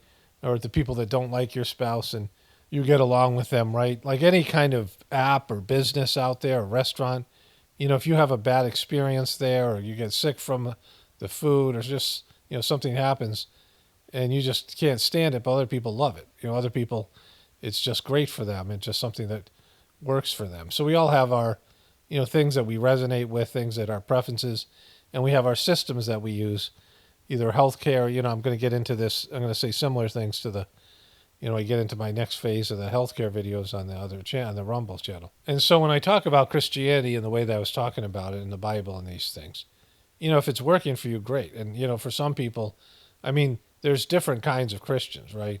Some of them are really devout, devotees and people who connect to God. And you can use any system, or you can just connect to God on your own. But the value of the system is how much it enhances that connection and facilitates that connection. And some systems and some teachings and some philosophies are just better. They're more refined, they're more advanced, just like anything else, right? You have different levels in school, you have different, some things are more advanced, some things are, master level. Some things are, beginner level, right? So you have all these different things. And you can always find some reason not to try something or not to do it or some reason to criticize it. With the Sajmark system, of course, there's Dodgy, who's a piece of shit, and, all the things that have gone on with this heartfulness debacle and things.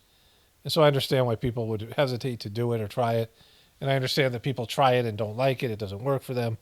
I've seen this, people who it does work for them and they try it and they love it and they do it for 10, 20, 15 years. They believe in it and they get into it and they just quit. Like things like that happen with everything, right? But each person has to find their own path, right? And the good people who are good religious people, good spiritual people, they'll find a way to connect to God because it's just in them. And they'll have, an elevated relationship higher than the other people that do the other parishioners or the other practitioners of the religion. They'll just be better at it, right? Because they're, it's just something that it's, they have more advancement, they have more initiative, they have more like effort that they put into it. Like I said in the video, which I was happy with, some people aren't evolved enough or high enough. And I said, well, it's not so much that as willingness, right? It's a willingness to engage with a system to connect with God and a desire and a craving to do that. If you don't have that, then it's just something you're going to avoid. And when people are happy and they're satisfied, that's one of the things that, is a problem with happiness, that you don't want to change because everything's going just the way that you want it, right? In the Sajmark system, there are points, there are spiritual points and places, regions, that as your soul journeys through those regions, they're so blissful, they're so pleasant, they're so pleasurable that people just get stuck there and don't want to move forward, because why would you want to leave something like that? And so it takes, effort to realize you're not fully done with your journey and you got to move onwards, right? And people who have been on planet Earth for long enough and had enough lives and experiences, and some part of them knows that there's something missing here, that as great as your life on Earth can be, that there's something more that you have to search for. And so that's where things that, help you achieve that goal, and oftentimes those are miseries and, challenges and things and obstacles you have to overcome that help you eventually, find your spiritual destination. So the problem is, in all of what I said, when religions then interfere with other people's lives, because they tell their people shit like they told, Christians, that everyone else is going to hell. Like that becomes a problem for everyone else, right? In terms of dealing with your religion. If your religion says you're the chosen people or you're the best, only the people that do our thing are godly people, and everyone else is a sinner or a blasphemer or infidel or whatever it is, right? That you don't recognize that other people who are journeying towards God, and because you're buying into teachings that were there to manipulate you, right? And with life on Earth being so alluring and so confusing and like the limited opportunities that people have, God would never give you one chance at one religion to find your spiritual path, right? It's silly. Or to go to heaven in the case of Christianity. It's just a silly teaching. God's not that much of a prick that's saying, hey, you guys, tough, it sucks to be you. All the people who never even met a Christian in their life and don't even know what Jesus is, and they've lived, or people have lived before or after, like I said earlier. It sucks to be you. You're going to hell. Tough shit. Like God isn't like that. Like divinity isn't like that. What's like that is religions who want you to think that you're going to go to hell if you don't do the religion. It wants to scare you. Fear and temptation.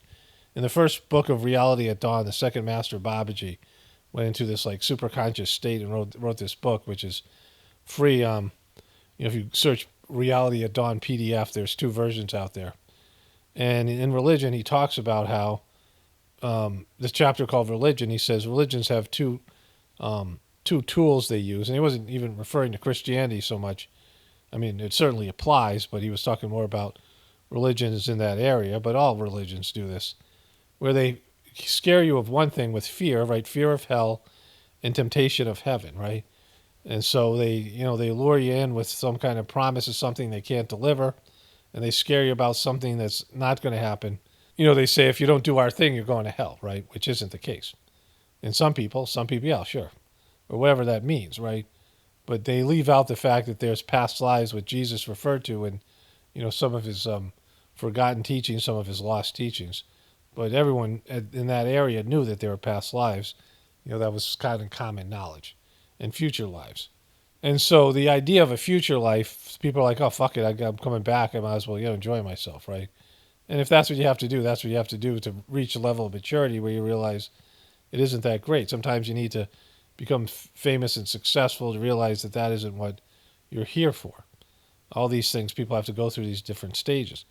But at some point, you can realize that if there is a future life, why don't I set myself up for better success? And anything that you do to move forward on the spiritual path will help a person with that, right? So even in a fucked up, collapsing system, a bad system, a demonic world, world run by demons, you can still move forward spiritually.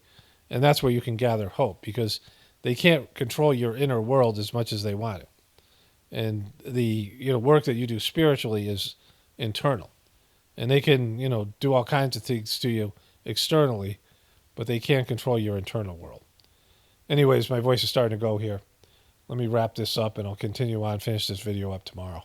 Okay, so I wanted to say a little bit more about religion and these things. I got some stuff to get to with Trump. There's been some new clips I found that are funny with Trump, and a Britney Spears clip that I'm going to put at the end of this video. And then maybe some more stuff. Today's Wednesday, December 18th. I'll get this video up today. Actually, I'm going to go make public the video on the channel for the the health thing that I'm doing on Rumble. Let me do that and come back here. Okay, that took me a little bit longer than I expected. It took me about 5 minutes to figure out how to make it public. It's a little bit not as good as YouTube, the site. Not just because I'm used to YouTube. It's not as user-friendly. But anyways, it's there. And so, but first, before I get back to the God stuff, there's a great comment that I was too tired to deal with, and I wasn't sure I was going to cover. But then I was like, definitely want to cover this. They got Luigi how long before they get Mario? And so I apparently talked about the World War Z in this, because this person, the comment, right? So the person writes, "Hey, Paul," and write lowercase letters, and then writes in capital letters, "Max Brooks wrote World War Z, not the UN. Not the UN. Jesus Christ, how hard is it to do basic research? You talk out of your ass." And it says, "Hey, Paul," and there's 5 exclamation points. Max Brooks wrote, and then it goes into capital. So the guy's screaming. This guy's really angry, right? This guy's really butthurt and angry over me saying something here, right? Max Brooks wrote World War Z, not the UN. 5 exclamation points. Jesus Christ, how hard is it to do basic research? 4 exclamation points. 3 question marks, and 3 exclamation point. You talk out of your ass, right? So you're really angry and upset because I think the UN wrote World War Z. So I don't know exactly what I said, right? So if I said the UN wrote World War Z, let's say I just said that exact sentence, what do you think that means? Do you think I think that the UN building wrote World War Z, or the whole UN organization wrote World War Z? What do you think I mean by the UN wrote World War Z? What do you think I would mean by that?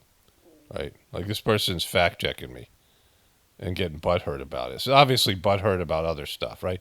There's these people that are just, they get butthurt about what I say, or just anybody. They're just angry, and it just happens to be me.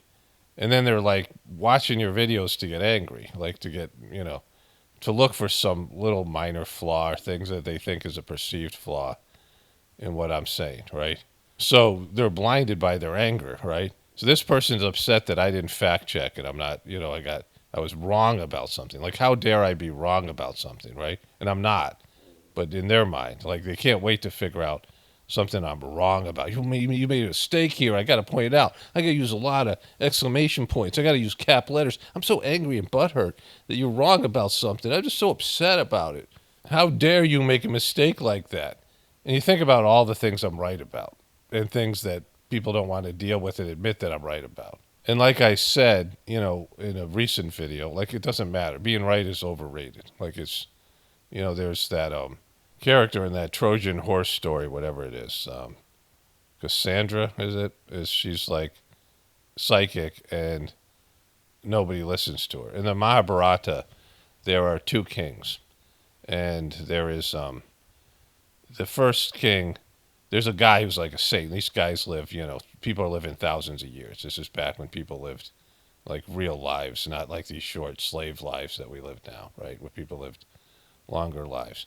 And there's this really highly developed soul, and he's been living out in the woods, meditating, and he's coming in from the woods, and he's like filthy, and he hasn't bathed in like years and had like regular whatever it is, right? You know, he's just been living and meditating out in the woods for like, you know, hundreds of years or something like that. He comes in, and the people are like, well, the king has been cursed, so he can't procreate. And so they ask this guy to give him a son, like somebody, a higher developed soul, to give him you know, an heir to the throne. And, you know, the guy's, you know, disgusting. He's like physically not, you know, he said, well, let me bathe and get ready. They're like, no, there's no time for that. And the guy's got 2 wives and they're like ovulating. He's like, just go be with them. It's okay. And the wives are disgusted by him. And one of them like closes her eyes so tight and like, you know, she doesn't want to see the guy while he's banging her. And she gives birth to a blind guy named Dhritarashtra, the blind king. And the other wife turns white, like, you know, and she's dark-skinned, she's Indian, and she turns white, like pale, because she's so disgusted by the guy. And she gives birth to a son who has no pigmentation in his skin, right? So his name is Pandu, right? Pandu. And so his kids are the Pandavas, the 5 Pandavas, and he ends up getting cursed too. And then they say, well, why don't you bang the maid for good measure? Because, you know, as long as you're impregnating women. And so the maid is like, this guy's such a great saint, and she's like totally into it, and she's like open to it. So she gives birth to this son, Vidura. And Vidura has like divine vision. Like when there's the Mahabharata's going on, because it becomes the sons of Dhritarashtra, the son of Dhritarashtra. He has 100 sons, and they're all evil. Versus the 5 Pandavas. Pandu, he's dead, but Dhritarashtra's still alive. And Dhritarashtra's made a mess of things because he's weak and pathetic. He's always whining in the TV show. And he has Vidura there. Vidura can see what's going on. Like he's a TV, like he's a human TV. But he has divine vision. He sees all the things that are going to happen, like way ahead of time. And he's telling people, don't do this, don't do that. But he's just some maid's son, right?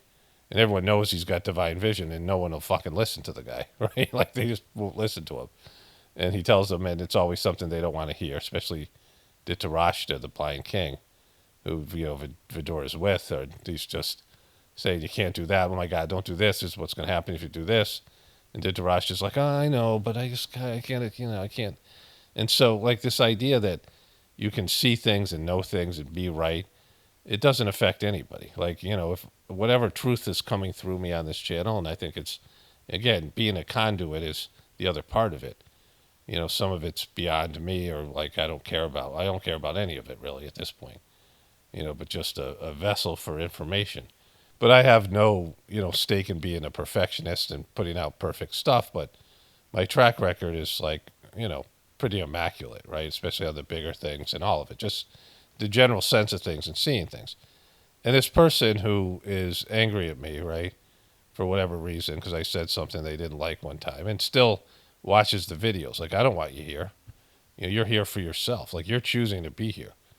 Like, don't be here. Like, I don't want you here. Like, I'm not, you know, I mean, I literally don't want you here. Like, so, you know, like if you're all angry and sitting there and looking for flaws, why not say and praise me, you know, when I'm right? And this is not just me. This is, and this person, this is lots of people.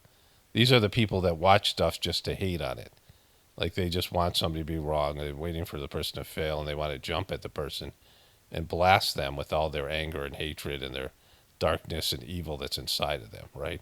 You know, this is These are a condition that's out there that people do that. But oftentimes their emotions blind them because this person's position is they think I believe the UN wrote the World War Z, right? Use your fucking noggin. Use your fucking noggin, right?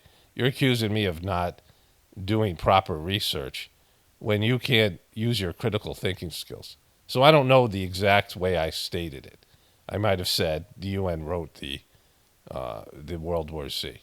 And what I meant by that, which I think most of you could figure out if you know about the World War Z, is that it's a propaganda tool for the UN. I didn't say the UN as an organization wrote the. You can't do that. There has to be an author. I wasn't saying that the UN is the author of World War Z because it can't even happen, because the UN's an organization. It's not a person. You're saying do your research, use your critical thinking skills. I talk about a lot of things here, and sometimes it's not there's just something I'm saying that's not, it's a little bit important to the context of the bigger point. And so I don't go into depth in these long explanations. Even though my videos are long, I just assume people understand what World War Z is, right? And so World War Z is, the UN is using the World War Z as product placement. And there's something to do with, and I can't remember exactly, but the UN was, they published something, they were promoting the World War Z. World War Z is about, there are zombies, and there are people, and there are Rebs. And the Rebs are kind of like the truthers, and they're considered worse than the zombies, like in the book itself. The movie doesn't deal with the Rebs. I saw the movie, but I was familiar with a little bit of the book. I'm not sure. Maybe I watched a video where someone was reading it or something. And the UN is the heroes. The UN is, it's the saviors. They're the only ones who are fighting off the zombies. And Israel actually has this moment where they're portrayed as heroes, that they're letting everybody in, but the Muslims are being loud, and they attract the zombies because you're supposed to be quiet because they have thousands of zombies that are sitting outside of this giant wall, and they make a human ladder and they come in, and the Israel's trying to accommodate everybody, but the Muslims are loud and they won't. And it's a whole thing. And Israel and the UN don't get along, so I'm not sure why that was portrayed that way. But the UN is the heroes, right? It's like product placement, and it isn't an accident. So, the person who wrote this it's on behalf of the UN, right? The UN is clearly being propped up here. Let me show you these. So, what did Jerry do for the UN in World War Z? Jerry's the main character, the Brad Pitt character. Jerry was an investigator for the United Nations doing cases all over the world. He eventually met and married his wife, Karen, and the two daughters, Rachel and Connie Lane. In order to spend more time with his family, he retired from his job and settled down in Philadelphia, Pennsylvania. And then there's so much of the UN. The UN is just mentioned throughout the movie, and in the book even more so.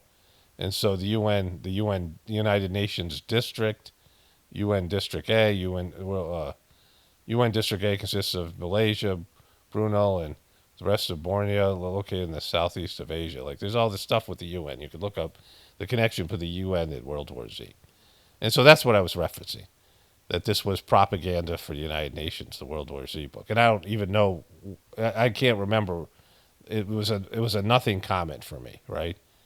I just assumed most people know about the connection between the United Nations and this fictitious story of World War Z. One of these organizations, I think it's the one that YouTube won't let you criticize, they had some fictitious zombie apocalypse thing, like some kind of, you guys remember this, came out right when COVID was happening.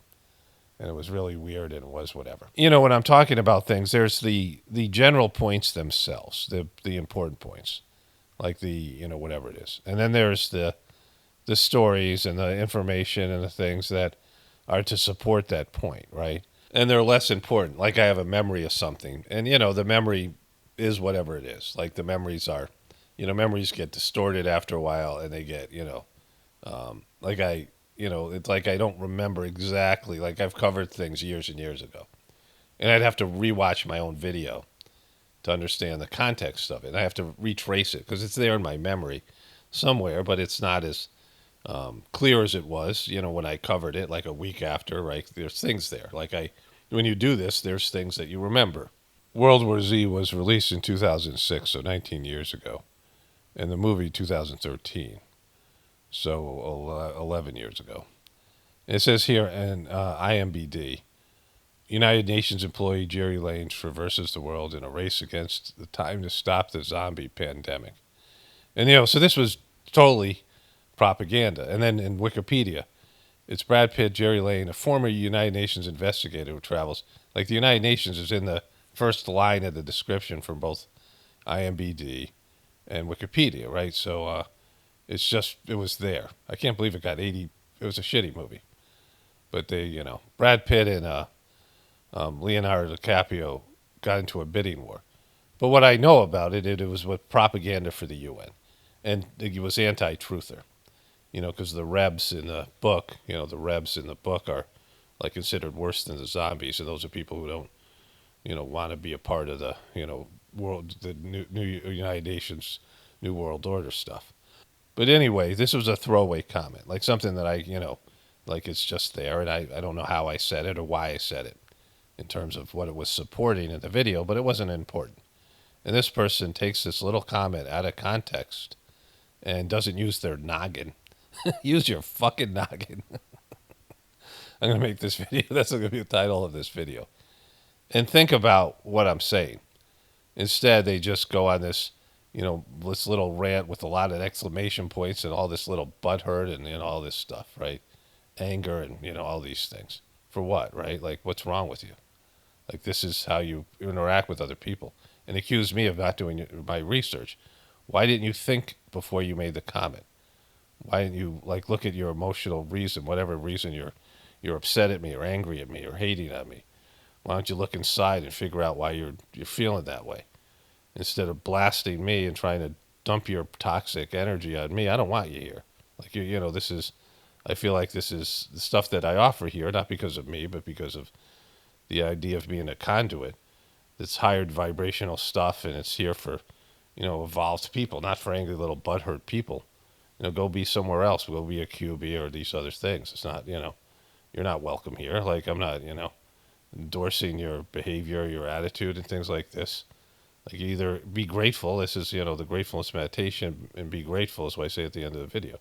If you're not grateful for what you're getting here, why are you here? You're not enjoying it. You're not thinking there's any value to it. You're saying, do your research. Like, I was just talking out of memory, like something that I, have a memory of, and, the way I expressed it is whatever way I expressed it. It meant nothing to me. I don't care about it. I don't care about World War Z. I don't care about the United Nations. I don't care about any of this stuff. It doesn't matter to me, right? So I just, the free flow of information that I say here. And you could have thought your way through this, use some critical thinking skills and said, well, what does he mean by the United Nations wrote the World War Z? Like, what does he mean by that? Because the United Nations can't do that. Like, it's a sentence that can't be, it isn't whatever it is. Like, the United Nations can't physically write as an organization, as a collective, as a member states, as the, what the United Nations is all these people sitting around in these different member states in these countries, but then there's the, the organization, the administration of the United Nations, and the people that, make these decisions or whatever, the promotional team and all these people. But the book is an infomercial, and that's what I meant by it. And so, like, if you thought about it or looked into it or even asked the question, what do you mean by that? Of course, I wouldn't have answered it because I didn't even know what I'm talking about here. I'm like, what do you mean? I wouldn't, because I didn't even remember saying it.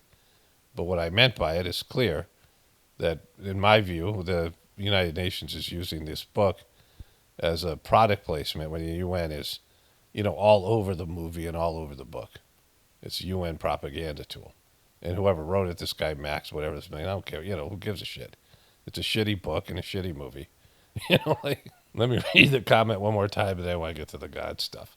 But again, this is a condition that people get all upset and butthurt, and they just watch, in this case, me, it's a plague all over the internet, looking for you to make a mistake so they can blast you.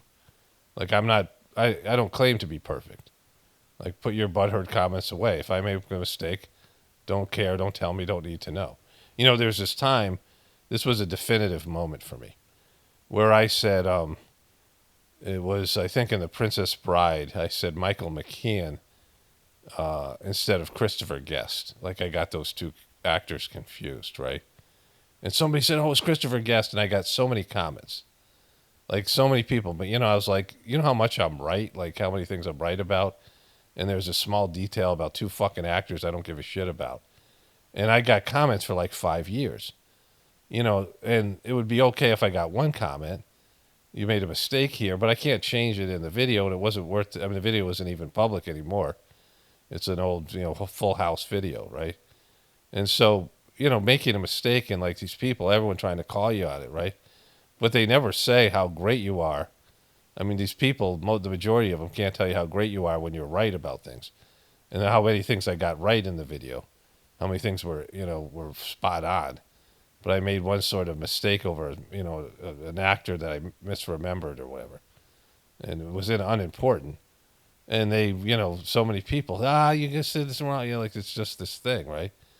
It's pathetic. Like this is, you know, not a big deal. And, you know, when I mock people or say things, I'm not doing it to their face. I'm not going to them and wanting them to hear what a piece of shit they are. Like I'm not saying to them, oh, you're a piece of shit.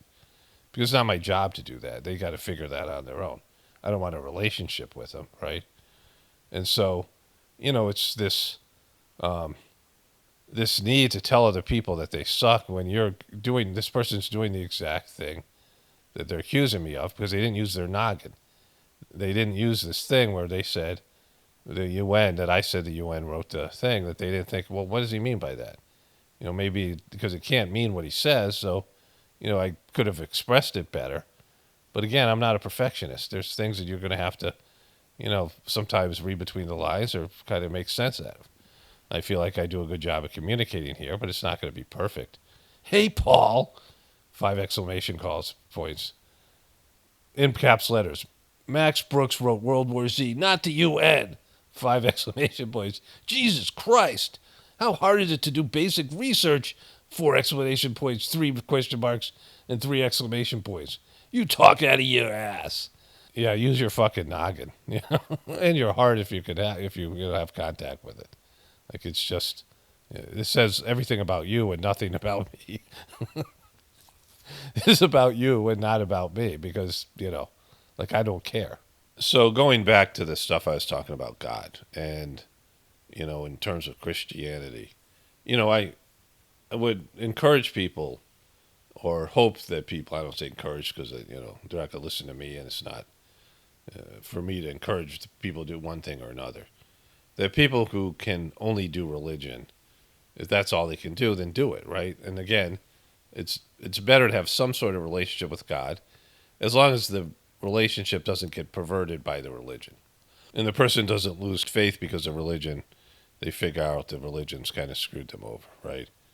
Because faith is a big thing, and the religions really can mess with your faith because the religions themselves become so corrupt and so whatever it is, right? I mean, you know, I'm experiencing this in the first wave of the corruption, which is when the Sajmarg meditation that I do went from a pure organization because of the purity of the masters of the system to a corrupt organization because of the fall of this guy, Daji, Kamlesh Patel, the current president and master of the system, right? And so, you know, that can mess with people's faith, like it destroys people's faith because they had faith in a person or an organization and not faith in God. Like understanding that people will always let you down, you know, will make mistakes. I mean, not always let you down, but they're going to have those moments and they're not going to be able to rise up to the higher nature all the time. Embrace the divinity within them. They're going to have their human moments. Even saints, even higher developed souls, even spiritual masters, they're going to have their, you know, moments of weakness, their moments of, you know, when Jesus said, Father, why hast thou forsaken me? Why hast thou forsaken me? Why did you forsake me? So he lost faith, like Jesus lost faith on the cross because of the people and, you know, because of his own mistakes. You know, Jesus started to put his emphasis on the people and forgot about God, right? You should always remember you're working for God. And then you don't care what people do.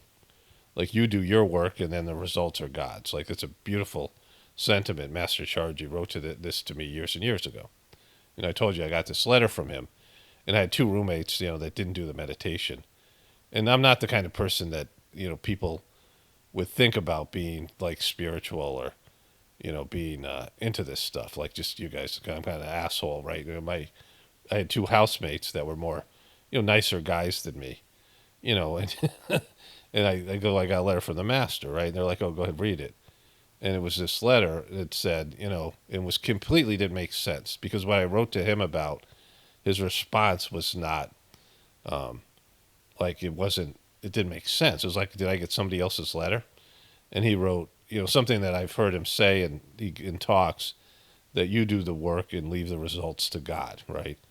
And so this was his,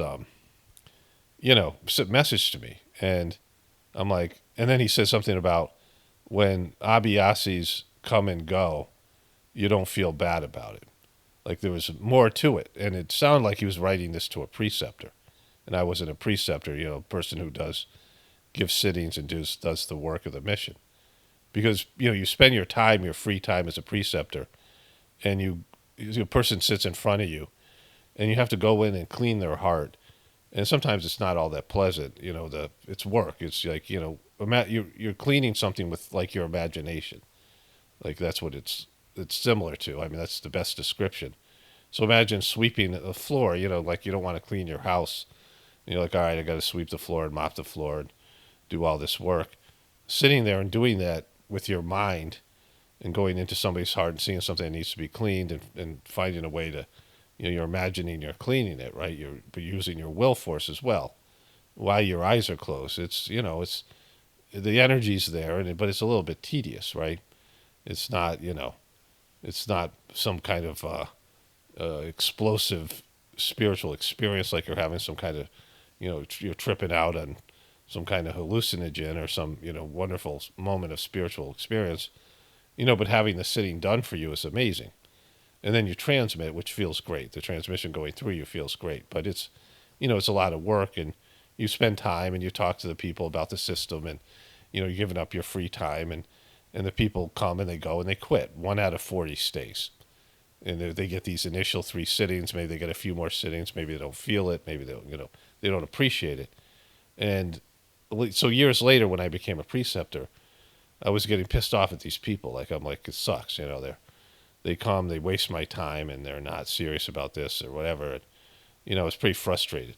And I was like, wait a minute. And I pulled out that letter, and it applied exactly to the situation I now had years later. Like, he wrote a letter to me that I received in like 1993 or 4, and then in 1997 or 6 or 7, 2 or 3 years later or whatever it was, that was when the letter meant something.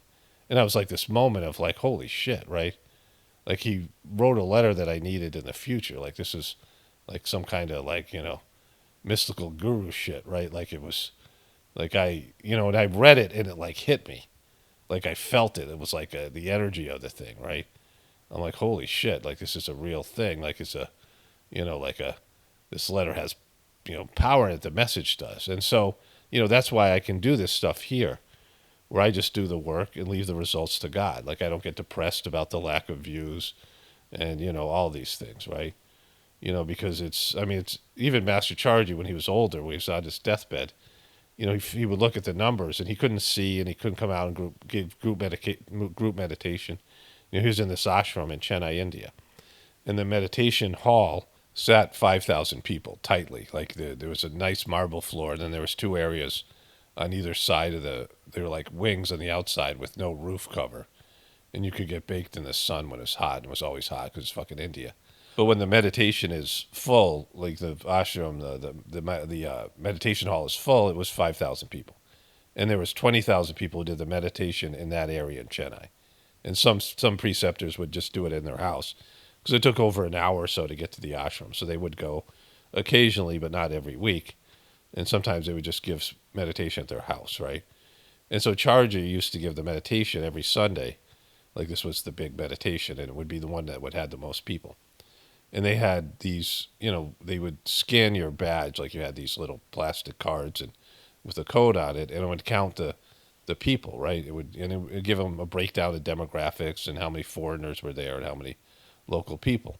And this was the big hub, the big city of 20,000 people in southern India, where these Brahmins, Brahmin people are particularly will be spiritual and be, teachers and professors and gurus and these kind of things. Sometimes politicians, but they tend to be spiritual, right?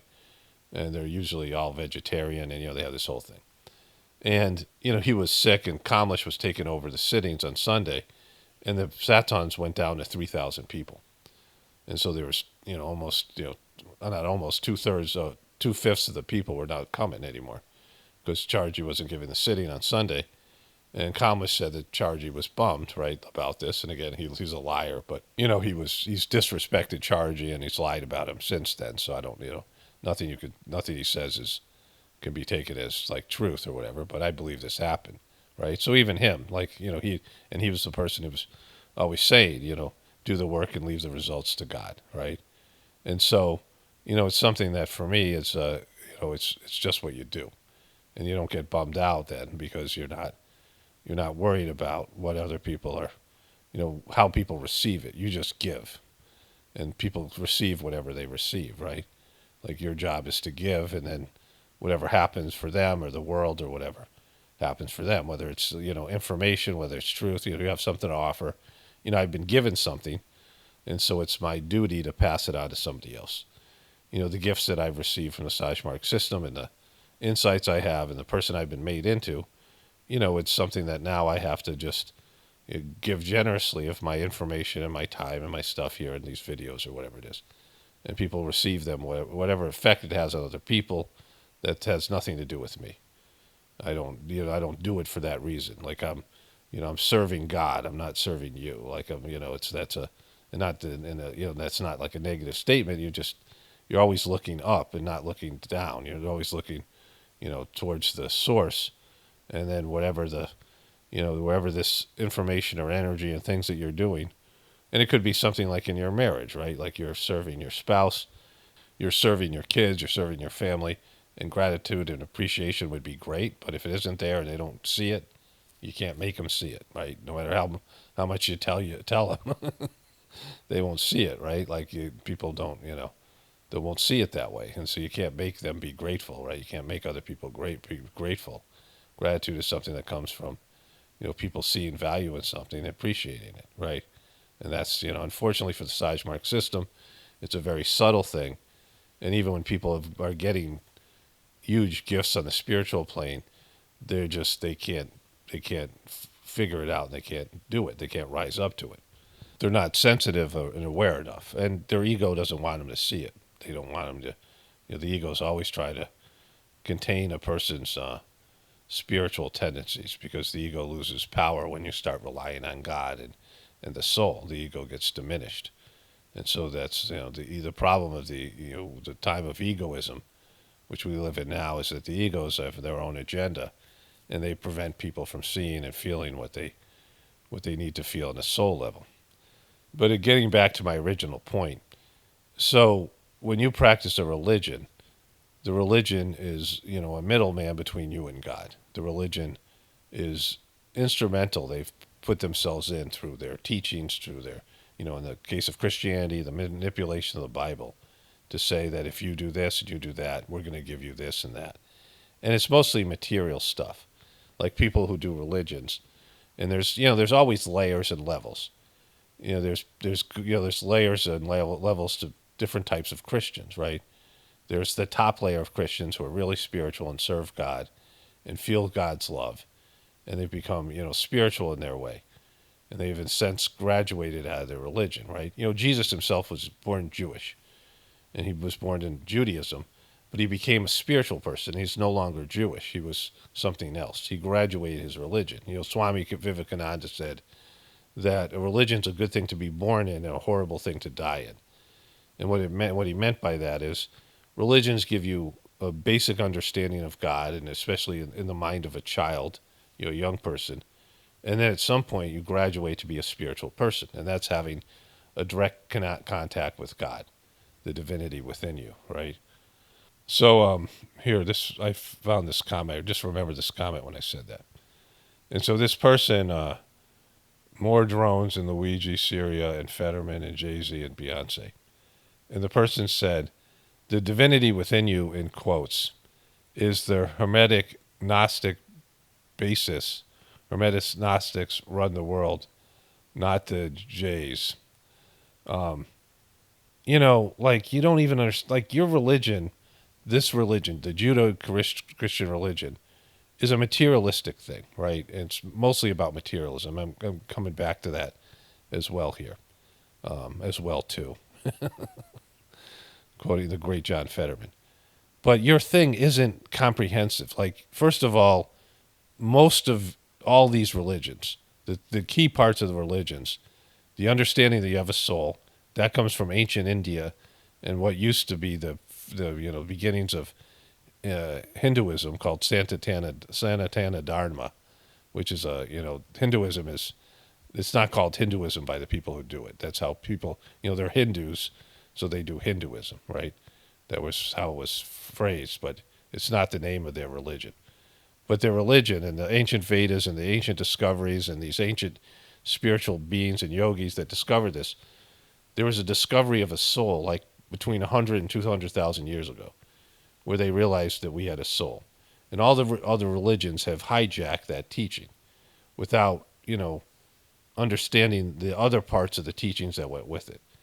And so that was a huge movement. Like the biggest movement, the biggest understanding in any religion is that you have a soul, you have a spiritual essence.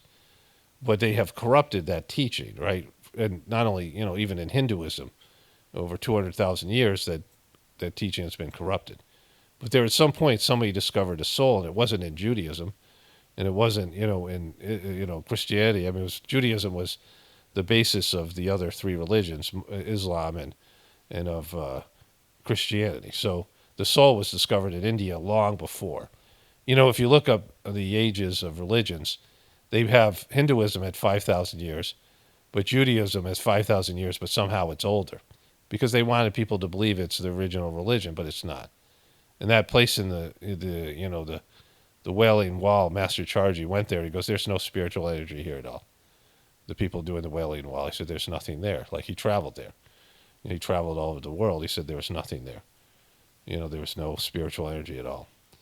And, the ancient India, I mean, India's a pit now materially, but spiritually, it's just, it's second to none. It's the hub of the spiritual, the spirituality and the way to connect to God. Connecting to God is easier there than any other place. It's the heart of the world, right? I had difficulties there. The culture there and the massive amount of people and the corruption and the filth. They've turned it, it's the pollution, the people just dumping shit on the streets. I mean, there's lots of things there. Frustrating to live there and all this stuff. And then the corruption that's happened with heartfulness. But there's a point there where I was so, like, when my family and I were living there basically for 3 years, and I just, I couldn't imagine leaving. And it was with all of it, like, it was a tough place to live, and I breathed a sigh of relief getting back to America, like just how hard it was in India and just all of it. But the spiritual essence there and the meditations and the way to connect to God is just amazing. The ancient bones. But now the place is a pit. Like, it's just whatever. And I doubt I'll return there in my lifetime, because the only reason I'd go there is for the Sajmar ashrams. And the ashrams were different and better. But now with the corruption of the system and Daji and this whole thing, it's kind of sad, but I don't feel sad about it. At least not that I could feel it. Maybe, if I thought of it on a deeper level, I'd feel the sadness. But, I have no intention of returning there. The trips are hard, 2 days in the plane and all these things, right? But getting back to this comment, you're thinking that your religion is all and everything, and that you can explain things through your religion, and you can't. Your religion is very, it's almost nothing. It's a bunch of books. Jesus had some spiritual experiences, and he had some spiritual evolution, but he didn't reach the goal. He certainly wasn't the only son of God. We're all children of God. And so, most of the teachings are bullshit. The Old Testament is horrible.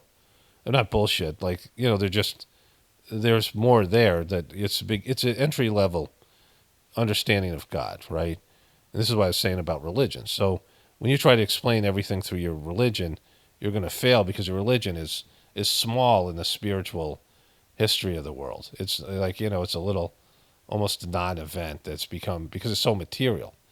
And so there are people who are really spiritual Christians, like any religion. There's the cream of the crop, people who just gravitate and feel God's love. And they go beyond the teachings, and they realize the limitations of the religions, and they just stand out. And they're saintly people that, maybe people don't appreciate, but on some level are drawn to, because they're, the energy that you exude attracts other people. And then, as you go through there's people who are, they're trying to be good Christians, and they're trying to, they follow the rules to whatever extent. They're devoted about going to church, and they're into the community, and they help people. Like, they're good about doing charity. Christians are good at charity work and things. They're concerned about the world, and they're helping people in a positive way. So they're like not quite spiritual yet, but their materiality is of a higher nature, and they're more selfless, and they're, trying to be good Christians and represent Jesus well, and get the word out of Jesus and these things. So they're good, solid, whatever. Then you get people who use there are people who are there only because they're going to pray for things that in their material life, and that's the majority of people. They think by going to religion and doing religion, this is the Oprah Winfrey New Age people are like this as well. They think if they become somewhat spiritual in nature, they connect to God in some way, or connect to God through an organization, that God is going to make their material lives better, that God is there for their material life, that their spiritual life is there to make their material life better. And they're promised things, and this is where the temptation of heaven and the fear of hell come in, right? Where they're promised, they're promised heaven, and they have a fear of hell, right? So they have all these things. They have, a fear of hell, and they think they're going to be prevented from going to hell. But that's a material, hell is a material construct in the way people think about it, right? When Muslims think that they're going to get, 70 virgins and a mule when they do these jihadist thing, when they're promised stuff, right? You're going to go to heaven, you'll have 70 virgins in heaven. Like, what does that even mean? You don't have a body. You don't have a dick in heaven. Like, why do you need... so it's like silly stuff, right? And so it's like this materialistic things. And then the materialism is what dominates religions. And then there's the community and having people in your family, and then all the pressure of your society to be a part of that religion. Some of these places, the religion is is also woven into the government and the structure, the social structure. And so you do the religion because, it's like a politician saying they're Christian so they can get votes, right? It's a part of the networking. It's a part of the, being a part of a club, and, then you get all these things, right? There's those aspects. And then at like the lower nature, it's people use their religion. We're going to heaven and you're going to hell, and you're a piece of shit, and, I'm better than you. And there's a lot of people who use their religion as a weapon, and they're not spiritual at all. They're not godly people. They just use it to feel superior. They're very narcissistic, right?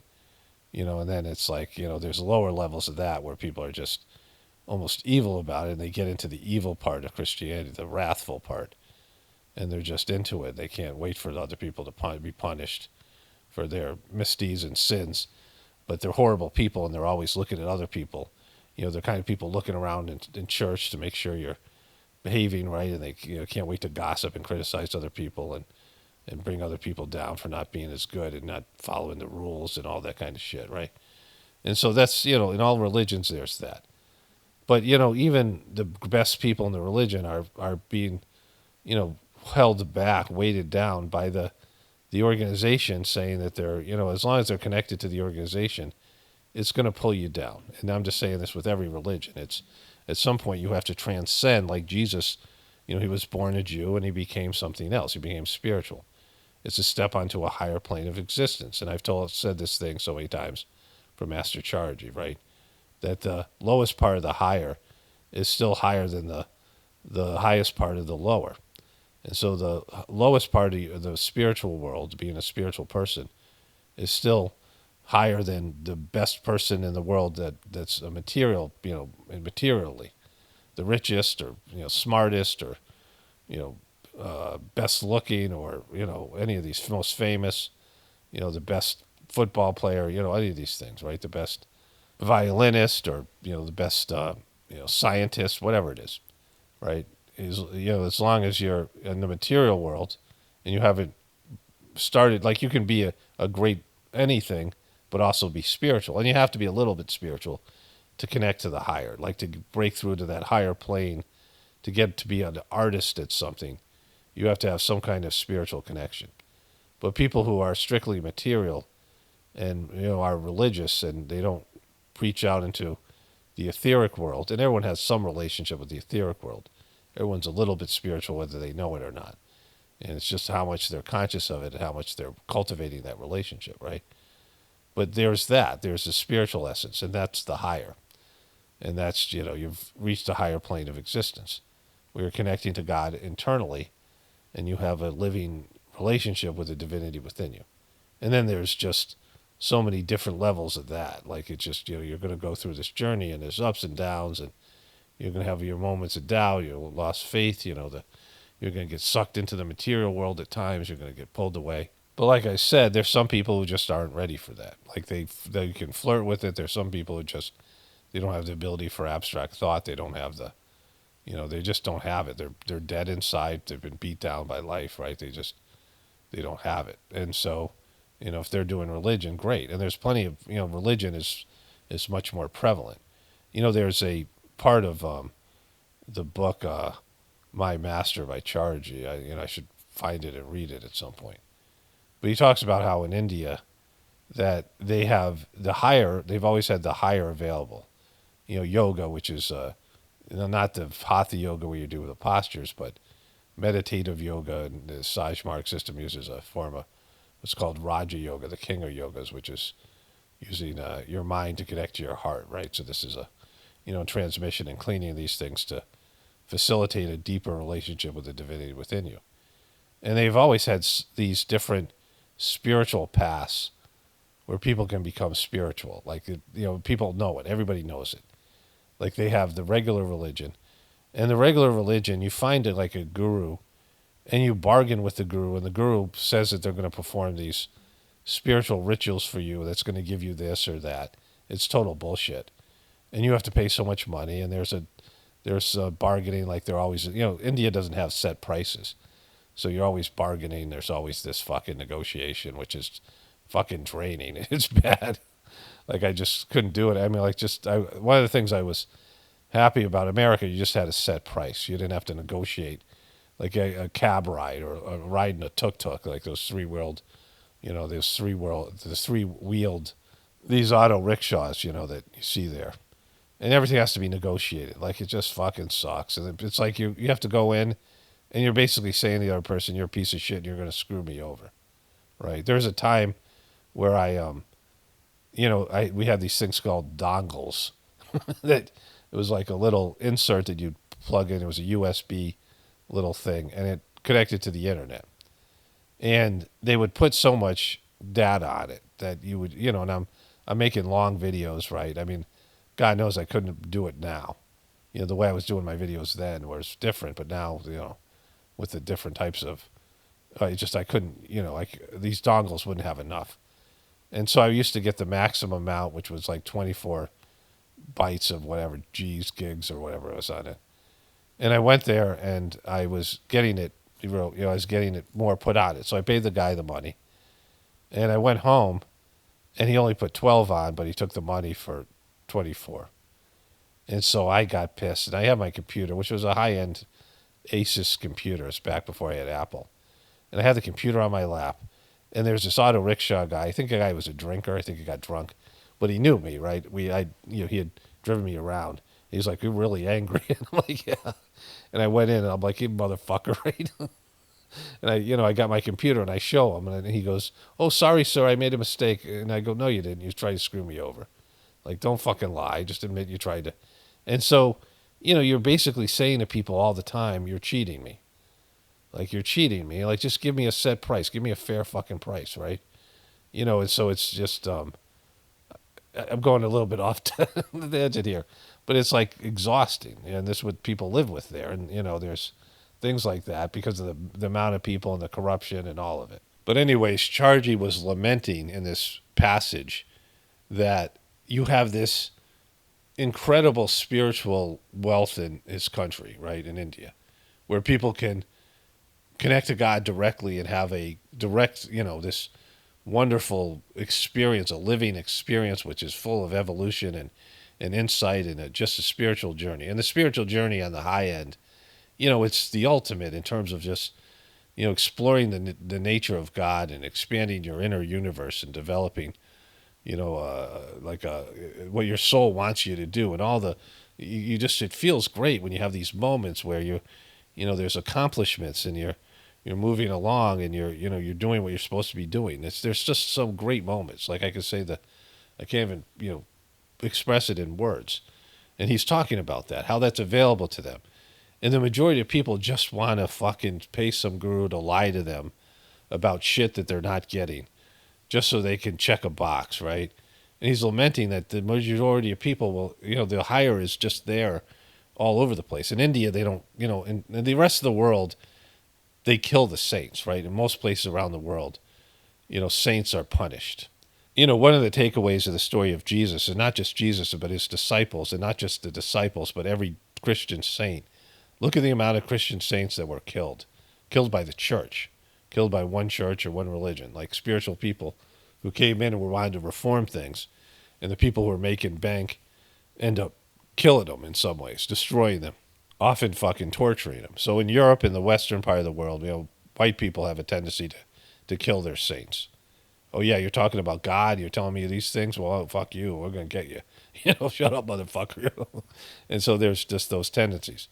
There's, very few places where sainthood and being a spiritual person is rewarded. And India is the best place for it, where they have they're always looking for new saints. And, Jesus was there in India. But even, in terms of accepting Christians on a religious basis, that they don't deny Jesus' divinity. They don't deny Muhammad's divinity like the Hindus. They don't, any higher developed soul, Buddha or any of these, and Buddha came from India originally, but any of these higher developed souls, they don't deny their divinity, and they're looking for more saints. The problem is people will say they're saints or pretend to be saints and be fake gurus. So that's the downside. But the good side is they're open to any person becoming a great soul. Like you all have the potential to be a saint, and they don't kill you for doing that, right? They don't not just kill you, they don't attack you, like they support it. And so it's one of the rare places in the world. I mean, it's the best place for this, that it rewards for spiritual development.